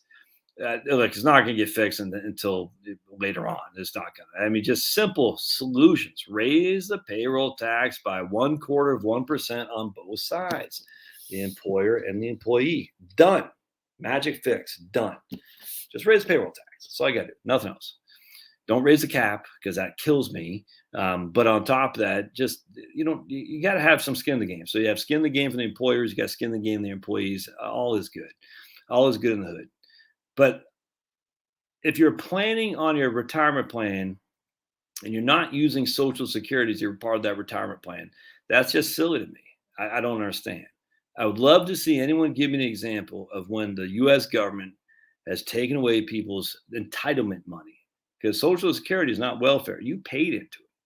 It's yours. You're entitled to it. Now, because the government didn't maintain their side of the equation, that's not your fault. You did what you're supposed to do, which is withhold 6.2% for your Social Security, and your employer withheld 6.2% as well. So that's on them, and they're going to fix it, i.e., they're going to raise taxes, but they're going to make it. No government politician is going to reduce your payments on Social Security. It's just never going to happen. Got laid off with no penalty 401k. Please lay me off at 57. Well, they might mandate a jab there, Betty or Beth. So if they mandate the jab, say, but make them fire you. Make them fire you. So that way you have potential for a lawsuit for what's the word I'm looking for? I know it's a lot of right to work, not right to work. It's at will employment, but there's a word I'm looking for when they fire you. Illegitimate termination or something like that. I can't remember. And also, they might fire you. That might allow you to get unemployment. I don't know, actually. I don't know how that works. Hubby originally wanted to retire at 65. I got him down to 59.5. Working on going even lower. Right on, Frenchie. There you go. Look at Frenchie kicking butt and speaking English at the same time. It's amazing. Heard STD rates in the villages are off the charts. Now you know why they're happy. Oh, man. Right on, Susan. Mr. Rogers, the Democrats are proposing $1 trillion spending bills. I think we'll find the money to save Social Security. I 100%. I cannot agree with that more. All the things, retired at 39 years of working the same old job, full pension, insurance until I have to start Medicare. Yeah, right, 100%. Yeah, that's yeah, 100%. Tim, Social Security will not go broke as old people vote. Yeah, man. Look at Roy. I never knew clams are happy. They're shut tight. Yeah, well, are clams happy? I don't get it. Happy as a clam. So we just talked about that. Scott Morrison, Merriman, has Sean Merriman's brother, has 500 cash, $1 million in brokerage, 2.6 million IRA, no mortgage, I mean, I got no thoughts on it. Look like you're kicking ass, dude. I certainly wouldn't be working, that's for sure. I don't know what your expenses are, but yeah, 100%. Well, remember, it is that literally is bankrupt. That it doesn't have enough income to pay its expenses come 2033, and that's what bankruptcy is. And someone on this made that clear to me, which makes sense. Someone on this chat, not tonight, but an earlier time. So it is going to go bankrupt, but just like any bankruptcy, that doesn't mean you're not paying your bills. It just means you don't have enough income to pay your expenses. Now, Social Security will not have enough income to pay their expenses. That's not debatable, as we sit here today. But they still have enough income to pay 3/4 of their expenses. And then we're talking until 2092. Yeah, South Carolina doesn't do it for me, man. Up in the Greenville area is fine, but it just doesn't do it for me. Sorry if my South Carolinians. Is there a good software program to optimize a retirement drawdown strategy? From where to minimize taxes? Yeah, there's tons of programs out there for sure. Yeah, right there. There we go. Yeah, right on. ACA premium capped at 8.5% of income for 21-22. That's fantastic. Which gives us some more Roth opportunities for 2022 too, by the way. So if you made $100,000, and I take my trusted calculator, that's 8,500 in ACA premiums. That's the max. So that's $700 a month. I mean, that's not cheap, but it's a hell of a lot better than $1,500 a month. I got to do a video on that. I tell you, someone, maybe it was you, brother. Someone had emailed me this. I said, damn, I completely overlooked it. Completely overlooked that because the Sniffy Joe, we'll take it when we can get it, man. I can't stand it. I mean, like Sniffy Joe is he made a Faustian bargain that he was going to be president and he doesn't know who he is. And he's embarrassing himself. And, it's sad, but, that's the bargain he made with the devil. He's president. He said, I'll give my soul to be president. And the devil said, you got it, Sniffy Joe. We'll make you president. Now you're just going to embarrass yourself sick. And everyone's going to remember you as the idiot president. But be that as may, you are president. That's the Faustian bargain right there. But, he was president because Fulton County, Georgia was awesome voting. It was clean and fair. Clean as a whistle. No cheating here. Crazy. I was not disenfranchised. Anyway, long story short, so that's good. So we'll take the wins when we can get them. If we can get ACA premiums at 8.5% of your income, regardless of doing Roth conversions, well, hell's bells, man. So anyway, again, this is why you should join my locals channel. Because you join my local channel, you can post that stuff on there so other people can see. Then we can have a dialogue on there. If everyone just emails me directly, that's fine. But my email inbox is big. And, I email in the morning, I email at night, but I don't email during the day very often. As such, some of that stuff gets, caught in the clutter. But if you post on locals, I'm on locals a lot. Locals is my go-to place now. So I'm a big fan. Big brown eye. Yeah, you like that? Yeah, that's I got to deal with that all the time, actually. Anyway, so one of you guys wanted to talk about the ACA stuff, and I cannot tell you how much help I get from my audience. It's awesome, by the way. And hey, we got a rumble. Is this a chat? Yeah, I think it's the chat. But it doesn't seem to work well. Oh, well, I appreciate that, but I appreciate it. All right, so here's my man. God bless you, Josh. My wife and I are in 12% tax bracket. Look at Roth conversion on 600,000 traditional IRA. Does the idea make it worth exploring? 100%, man. I mean, literally, if you're in the 12%, you got 600,000. You're only 46 and 51. I'm 51. My wife is 47, and I just converted $50,000. And I'm going to convert more next year. Absolutely. Hey, right here. Going to retire April 22nd. Right on, man. Fed pension, Social Security, VA disability, IRA, wife stuff, no debt. Looking good. Yep, completely agree with that, Tim. Michael Gibson of Gibson Guitars. I need a simple definition to describe a mutual fund. It's a company that brings together money from many investors, invest the money according to the fund's investment policy. Yeah, there you go. 100%. 100%. For high school kids. Yeah. Yep. I 100%, man. It's an investment company that brings money together from many different people, investors, and then turns around and invests the monies according to that fund's investment policy. Yeah, simple, 100%, absolutely. Just a bill. Susie is decent for getting people no clue motivated in the game. Yeah. Black man 64, 614. All right. I think black man is black, I'm assuming. Who knows how Social Security get fixed, but you know the Dems will do the fixing just like the elections. How dare you, black man? When will the real estate bubble burst? I don't think it's a bubble. I've done videos a few weeks ago on that. It's just not. I mean, if you look at the true bubble in the 80s and into the 90s, but we aren't anywhere near that. I mean, it's high, but it's not bubble-ish, just no way. Am I doing the Joe Biden watch look? Not sure. I must have missed that. Confidence. Yeah, so I was listening to Motley Crue, old Motley Crue. I was listening to some Helmet today. Yeah, look, I'm not anti-Dave Ramsey. Just be clear. I mean, my goodness, he's certainly a force for good in this world. That's for sure. Yeah, figure 100%. Figuring how much your expenses are. It's what your expenses. Everything revolves around expenses. Yep. Everyone talks about the coming crash in housing. Our inland area does not spike up. Yeah.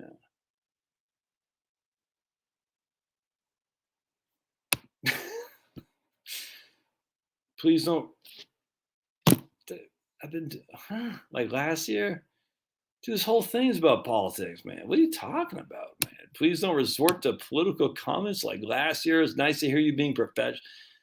This whole show is political. You hear me making fun of Sniffy Joe? Professionalism. My dogs bring big brown eye. I got a T-shirt, 10th pound degree T-shirt. Hell, you'd be lucky I'm not starting to pick my nose there, dude. Professionalism ain't me. Don't come here for professionalism. Of course, I talk politics all the time because I can't stand the Democrats. I can't stand the Republicans less than I can't stand the Democrats. They can all kiss my big fat behind. Don't even get me started on the because it's freaking such a freaking. How dare I? Professionalism. I got a big dog that just put his butt in the camera, and this guy's worried about political comments. 10 years at 1.3 to 30 years at 1.9. We have more natural. The government allows us to tap them. That is, yeah. Apparently, I just saw that they're revoking Biden's initial executive order on leasing on for fossil fuels on federal lands. Weird how that kind of got swept aside. I saw that in my from whatsupwiththat.com, and I didn't read the article. I meant to. And I kept forgetting to go back until Denny just reminded me of that. I said, "Whoa, that's big. That's big." If Sniffy Joe and the commies that run the show are like, we need fossil fuels because we don't have the resources, and we're relying on OPEC and our strategic oil reserves and whatnot, and they're going to allow for drilling on federal land leasing. Now the question is, who would want to engage in that enterprise? I mean, they can like look at the freaking Pennsylvania, the Dakota pipeline thing. I mean, that's such a freaking scam, such a scam. And so they're going to say, oh, you need to do a leasing, it has to be profitable. And if there's no profits, or you're worried about freaking Kamala coming up there, because look, Kamala's dumb as a rock. We can all admit that. Sniffy Joe's gone. Kamala's dumb. They're not running the show. There's this evil cabal of people behind the scenes that run the show. We all know this. It's a globalist evil cabal. No other way around that. Republicans are part of it too. Don't get me wrong. So for my man who doesn't like my political commentary, I have just as much chagrin towards the Republicans as I do the Democrats. It's just the Democrats are worse. Anyway, who would want to get on the lease to do some freaking the investigating of that? It's knowing full well that they can pull that anytime. I don't know. We got a super chat. Hey, Derek Hanna, right on for $4.99. Much obliged.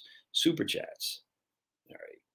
I got a couple more and I'm getting tired, my friends. So we're gonna, if you are still working, a refinance at a lower rate would be a great financial tool. Yeah, I thought about refinancing stupid Penn Fed who's got my first, where they got my mortgage. And I think, well, I just going to refinance it. They're like, we need all this stuff. I said, you already have it. You literally have all that stuff. You have all that information. Literally, you have it. Like, we need you to provide it to us. I was like, yeah. I was like, I'm too lazy for that. You guys have all that info. Yeah. So I said, no, I'm not going to do that. I'm trying to pay this sucker off in 4 years. I'm going balls to the wall on this guy. That was one of the reasons I didn't want to do Roth conversions, because instead of paying $20,000 for the Roth taxes, I said, I'd rather pay it to the mortgage. So I kind of split the difference. I said, all right, let me pay $20,000 Roth taxes, see how the business proceeds, and I'll refocus on paying off this mortgage. My goal is to have this mortgage paid off in 4 years. That's my goal. And I'll be happy as a clam. Why are clams happy? I don't get it. All right. And Ken also is a realtor. I mean, a mortgage broker, by the way. I'm goofing you, Ken. I'm goofing you. Don't get your tidy whiteys. Scrimpton saved for 6 years, amassed a good chunk of money. I can't pull the trigger to retire yet. What's wrong with you, Bill? Because you've been doing that for 62 years, man. 62 years. That's what you know. What you don't know is retirement. I mean, I don't blame you. You gotta make it a moral thing. Did you see the first part of this video where I showed you my man who thought he was just hauling some toolboxes down in New Jersey on his way to Georgia, and he got caught in literally a life-threatening flood? He had it live stream, my man R. Peak, and the water was up. He was sitting in water in his car, in his truck, and you could see the water. It was flying by. It was pouring like crazy. His wife's had a laptop in a bag, and she wasn't there. And the seat next to him, that laptop was now shot because it got wet. And thankfully, because R. Peak is a good man and he has friends, one guy he knew from YouTube has a tractor, is a farmer, one lonely farmer, and he brought his tractor there to literally rescue him. The wonderful thing of community, man. Wellington's over 14% this year. How the hell am I? Haven't been to my page in a long time. Hope everything is good. Well, now that you're here, sure is. The Tokyo metropolitan area has 38 million people by itself. Whoa. All right. Dean, thanks for meeting with us yesterday. We will be retiring from a crap old job in January. Yeah. Dean and his better half, well, he said it. They're going to start the new journey in life. Just have fun. Have fun. Relax. And I think Dean actually emailed me this morning after we had our call yesterday, and I don't think I got to him this morning, but I did get to him tonight. So just as an FYI, for folks who are clients or email me, I'm pretty good at that, responding back, just as an FYI. If you request information on my website once or twice a week, I will respond back to that, just FYI. So like Denise on here, she requested something, I won't say, but she just asked me a question, and I didn't see it for weeks. And then she was on here saying, are you ignoring us? No, she didn't really say it, but that was I said, no, I just never saw it. Anyway, long story short, then we got it. I think she emailed me directly, Josh at Heritage Wealth Planning. So the website goes into this area on my website, which I check once or twice a week. My email I check routinely, but long story short, I'm pretty good at emailing people back. If you email me, I'm not good, and I won't email you back and I won't answer your question. I know it sounds rude, but I was going to use this as an example, but that'd be kind of mean. But I had a guy who must have emailed me 7 paragraphs, and I'm just sitting there thinking, I'm sitting there, and then I was like, I actually read it, and I was like, I mean, because I was sitting there, I was just amazed. 7 paragraphs, and I was like, and then at the very end, so then he asked me something simple, like, what's 2 + 2? I was like, I couldn't email back, so I was pissed. I was like, dude, you just took up all my time, and I don't have time for that. I wish I did. I just don't. And you want for free. That's not fair to my paying clients. He wants free advice, and I'm not going to give you free advice, man.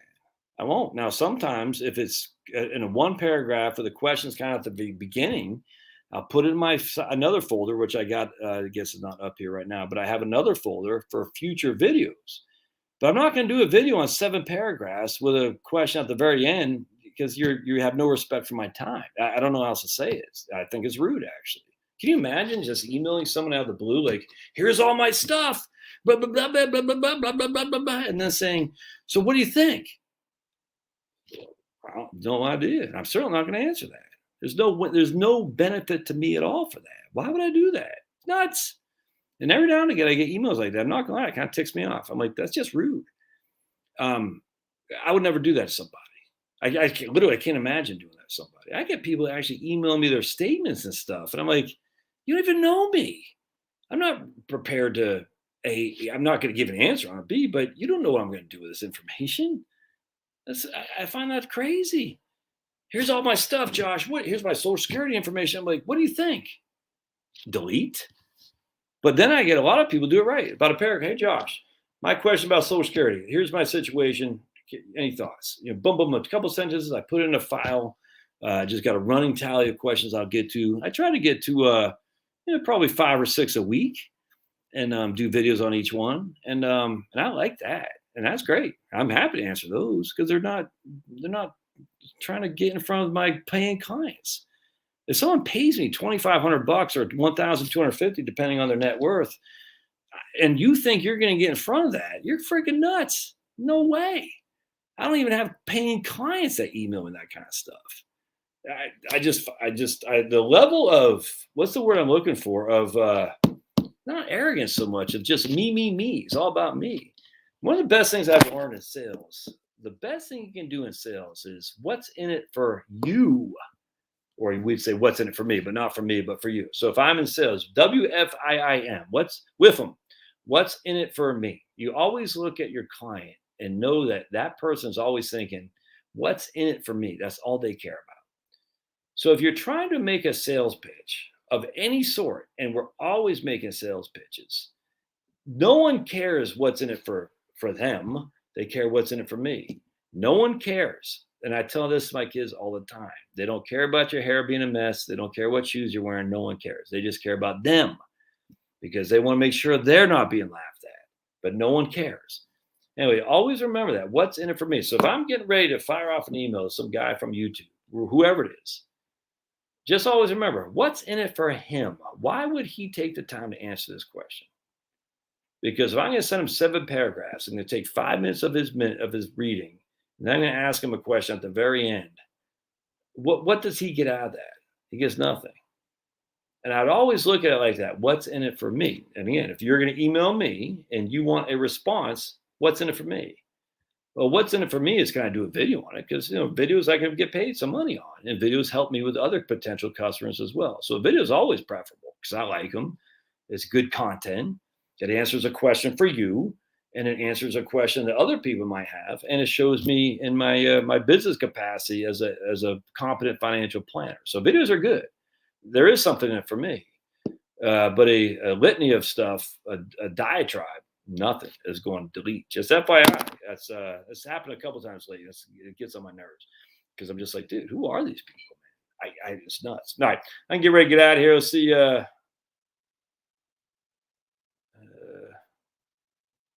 Let's play the fool.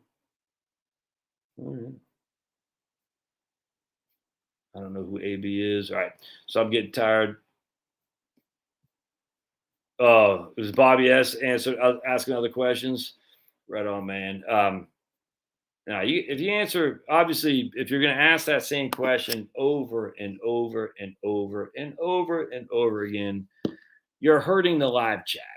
And the live chat is for fun, entertainment, and education. That's what it's for.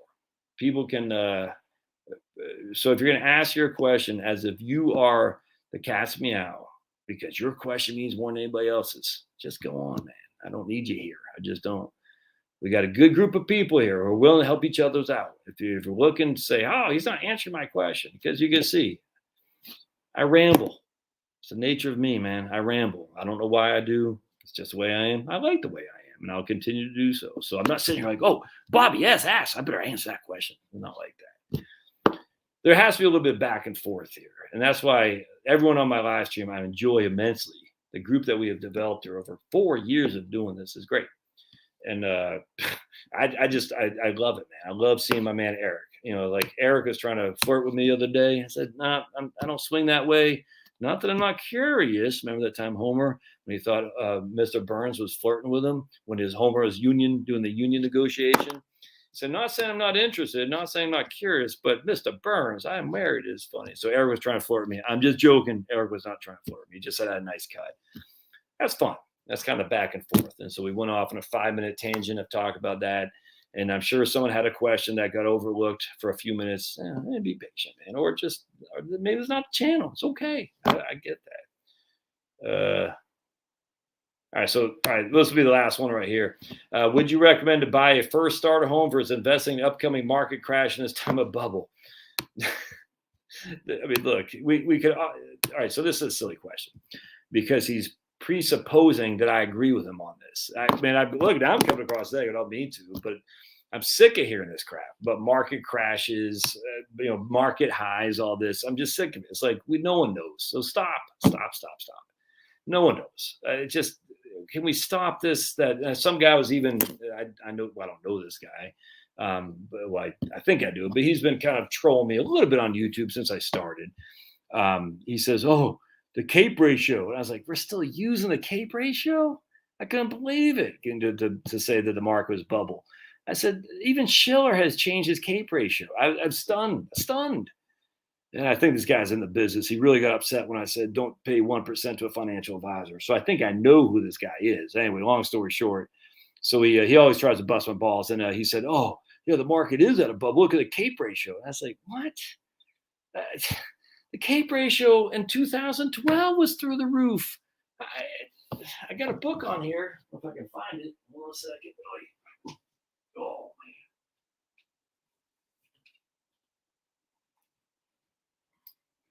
Right here.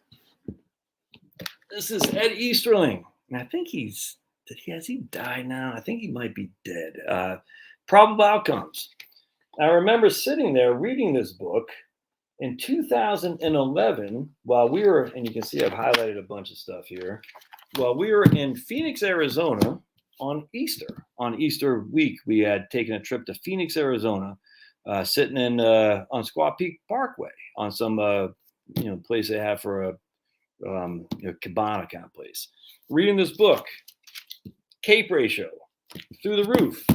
And I thought that meant market dooms, market bubble. And it turned out, and look, I like Ed Easterling. I follow a lot of his stuff. It didn't work out like that. I mean, could it? Sure. But I mean, we've heard all this stuff a million times a Sunday about the CAPE, and it just hasn't proven anything. So freaking Robert Schiller, who invented the CAPE himself, has revised it. And yet we're still talking about CAPE ratios and market bubbles. And why did Schiller revise it? Well, it's simple. I'm going to show with you why. It is because we look at that right there, 10-year Treasury, 1.302. So cyclically adjusted price to earnings ratio is high. Yes, it is. Why is it high? Because that right there, the competing assets for your investment dollars are paying nothing. As such, you're willing to bid up the price of stocks. The asset base increase, the bubble, if you will, which, I mean, what are you going to do about it? The asset increase has gone exactly as the Fed wanted to do. They wanted to inflate asset prices to make the rich richer, and they've done it perfectly. Now, we've all benefited. Your house is worth more. Your investments are worth more. The mortgages are less expensive. It's been beneficial to anyone who actually has assets, but a large proportion of America doesn't have any assets. So the asset bubble of the Fed cheap money worked great. And so if the bonds are paying 1.3 and they historically pay 5 and a 5.5, inherently the price to earnings ratios would be higher because you're going to bid up stocks more than their earnings historically. It only makes sense. So bonds are priced way high, stocks are priced way high. Then what are you going to do? You're going to look at things like real estate and bid those up too, because the price of bonds are so low. I mean, the yields on bonds are so low, you can get cheap money. Only makes sense. So you're going to bid up real estate. And then you're like, okay, now all these three things are high. What else should I do? Oh, something called Bitcoin. It only makes sense. That's why I don't trust Bitcoin, because of course it's going to go up in value. When everyone's like, well, all these other things are too high priced, so I better buy some Bitcoin. Only makes sense. This only makes sense. This isn't rocket science, man. Anyway, so people are sitting there saying, I'm in the upcoming market crash in this time of bubble. Well, that tells me that you should probably stay away from the market. Why would you, if you think, and it's just this, if you think the market is going to crash because we're in a bubble, why in the good Lord's name would you ever invest in the market? Why would you even ask the question? Just because we want to say, some people have this need to say it's a bubble. I want it to be a bubble. I'm going to say it's a bubble. Maybe other people think it's a bubble. It's like misery loves company. I don't get it. Could it be? Sure. I don't know. I personally don't think it is, because until the interest rates go back to historical norms, 5 on a 10-year, the bonds are still way heavily priced relative to stocks. There's just no other way around that. That doesn't mean stocks can't just go down 25%. It happens all the time. Is a 25% market decline a crash? No. A crash was in 2007, 8, and then in 9. That was a crash. 2001 and 2 was not a crash because the value stocks did just fine until 2002. It was just a good old-fashioned run-of-the-mill bear market. Internet stocks got smoked because that was a bubble. Without question, that one section of the economy was a bubble, without question. To say that in the broad market today, that's just freaking silly. To say that in the broad real estate market today, just silly. It doesn't make any sense. But that doesn't mean we can't have a decline. Bear markets happen all the time. It's going to happen. But if we're already saying, we're already in a bubble, the market's going to crash, why would you even ask the question whether or not you should invest in that? I don't understand that. So, whatever, man. We're going to. This guy's getting my nerves. All right, so we're gonna get on out of here. Yep, same thing. That's why it turns out ABC, ACB was a bust, but at least she's not a Yale Ivy Leaguer, that's for sure. Yeah, 100%. I think that's 100%. People wish there were bubbles they want to get in cheap, and they had a chance in April 2020. A lot of people have actually kept cash on the side since 2009. I've turned down many a client since 2009 says, I know I need to get back in the market. And I'm like, how long have you been out? Since 2009. I said, I'm not touching that with a 10-foot pole. No way. No way. They're like, why? I said, because if you've been that jittery and now we're investing now when the market has gone up that much, I don't think it's a bubble, but certainly a bear market is more likely than another 10-year run like we've had. I don't want my fingerprints anywhere near that. I had one guy who was like really upset with me. He's like, what do you mean you won't take me? I said, I'm not taking you. That's not rational behavior to be out of the market that long because you're afraid of a market decline. And now you want to get back in because this fear of missing out has really kept you awake at night. I'm not touching that 10-foot pole because all I know, the first thing that guy wants to do when the markets crash, or I should say when markets go bear, he wants to blame me in this case. I said, nope, I'm not, no way. I've been in this business a long time. I know how this works. People want someone to hold accountable when the markets go south. And they want to say, I told you I should never got back in. I said, I never told you to get back in. But I'm not getting anywhere near that. All right. Well, and on that, some negative. I don't want to be negative. I just, a couple of things on, oh, man, dude, right. Patchy. I love Patchy, the prehistoric pirate. Man, I love Patchy. Love me some Patchy. That's great. You know who Sticky Joe is, Patchy? Sticky Joe? You know who that is? It's not from SpongeBob. You got to know who's Sticky Joe. Sticky Joe is, now I'm drawing a blank from Uncle Grandpa. Was it Uncle Grandpa? Sticky Joe? Or Gumball? Uncle Grandpa? I can't remember. Anyway, I love to read. I read I read tons of stuff, man. I have what's called the anti-library, the anti-library, which is every time I read a book, I collect 4 more. It's nuts. And that's why I like this guy I'm interviewing tomorrow, Phil Lay, who wrote the Southern Reconstruction book, which is one of my favorite reads of all time. I'm a Yankee. And if you think the Yankees really give 2 craps about the black people, you're nuts. They didn't care. There's all industrial. It's no different than today. The best thing about reading this book is you realize it's all the same. And I was listening to somebody say there's always a Fauci. There's always corruption. There always is. and you're reading this and you recognize it's so true, man. This is the railroad days of back then. Grant was corrupt. Everyone underneath him was corrupt. The northern industrialists, they didn't care about the blacks. They just wanted tariffs to keep the whole. This whole thing's done. So I can't wait to interview this guy because anyway. So from him, I got this book. I bought 3 or 4 more books on this, and now I'm reading the book on the Louverture, Toussaint Louverture, the Santo Domingo Haitian rebellion, the first successful slave rebellion of all time. And it's interesting, and that had led to a lot of the Black Power movement and stuff like that and everything. It's actually quite interesting, and so I'm reading that as we speak. I did a video on that this morning, as a matter of fact, where I said, actually, let me see if I can't find that, and then we'll get out of here. But you ask about a book, I got to tell you how. You ask what time it was, I got to tell you how the watch was made. So we're gonna go to my channel here. Hold on just a second, and I'll show you. Right, so we did this. We did this video on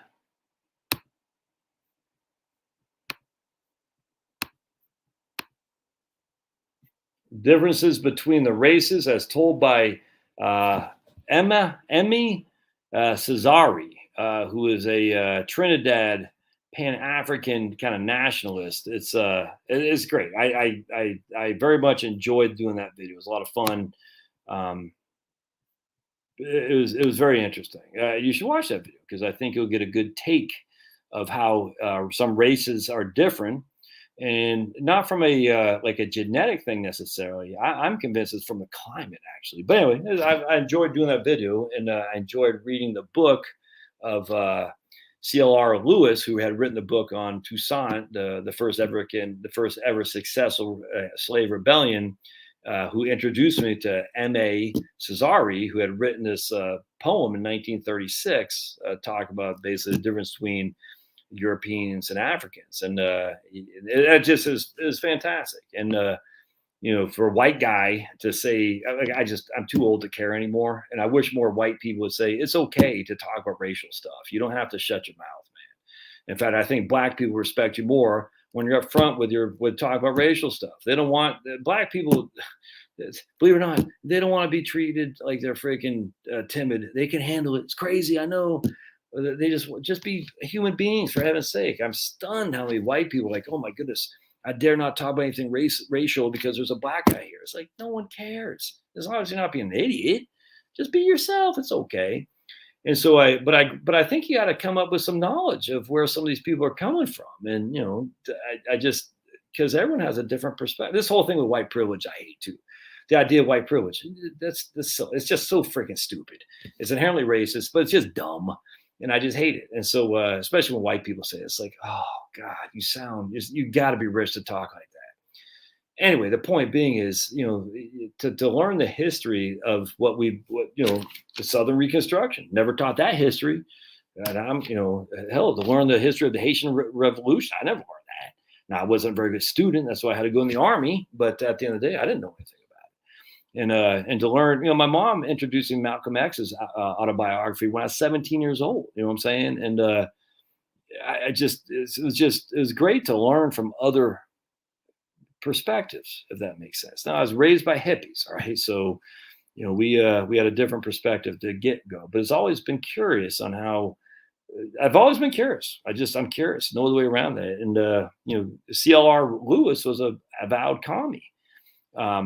And that's I don't like that, but think about it from the 1930 black man viewpoint relative to the 2021 Colin Kaepernick viewpoint. A little bit different, if you will. And so you can if you just step back a little bit from the political false dichotomy, you can see why he might be inclined initially to be a Trotskyite. Now, he ultimately turned away from that Stalinist crap when, Stalin did the whole Hungary, the Czechoslovakia stuff, all that stuff turned a lot of commies off. But, it's just fun. All right, so historical stuff. Anyway, I think you'll get a good kick out of this interview with this guy. I cannot wait. That's going to be tomorrow. See you guys tomorrow. Thanks, guys.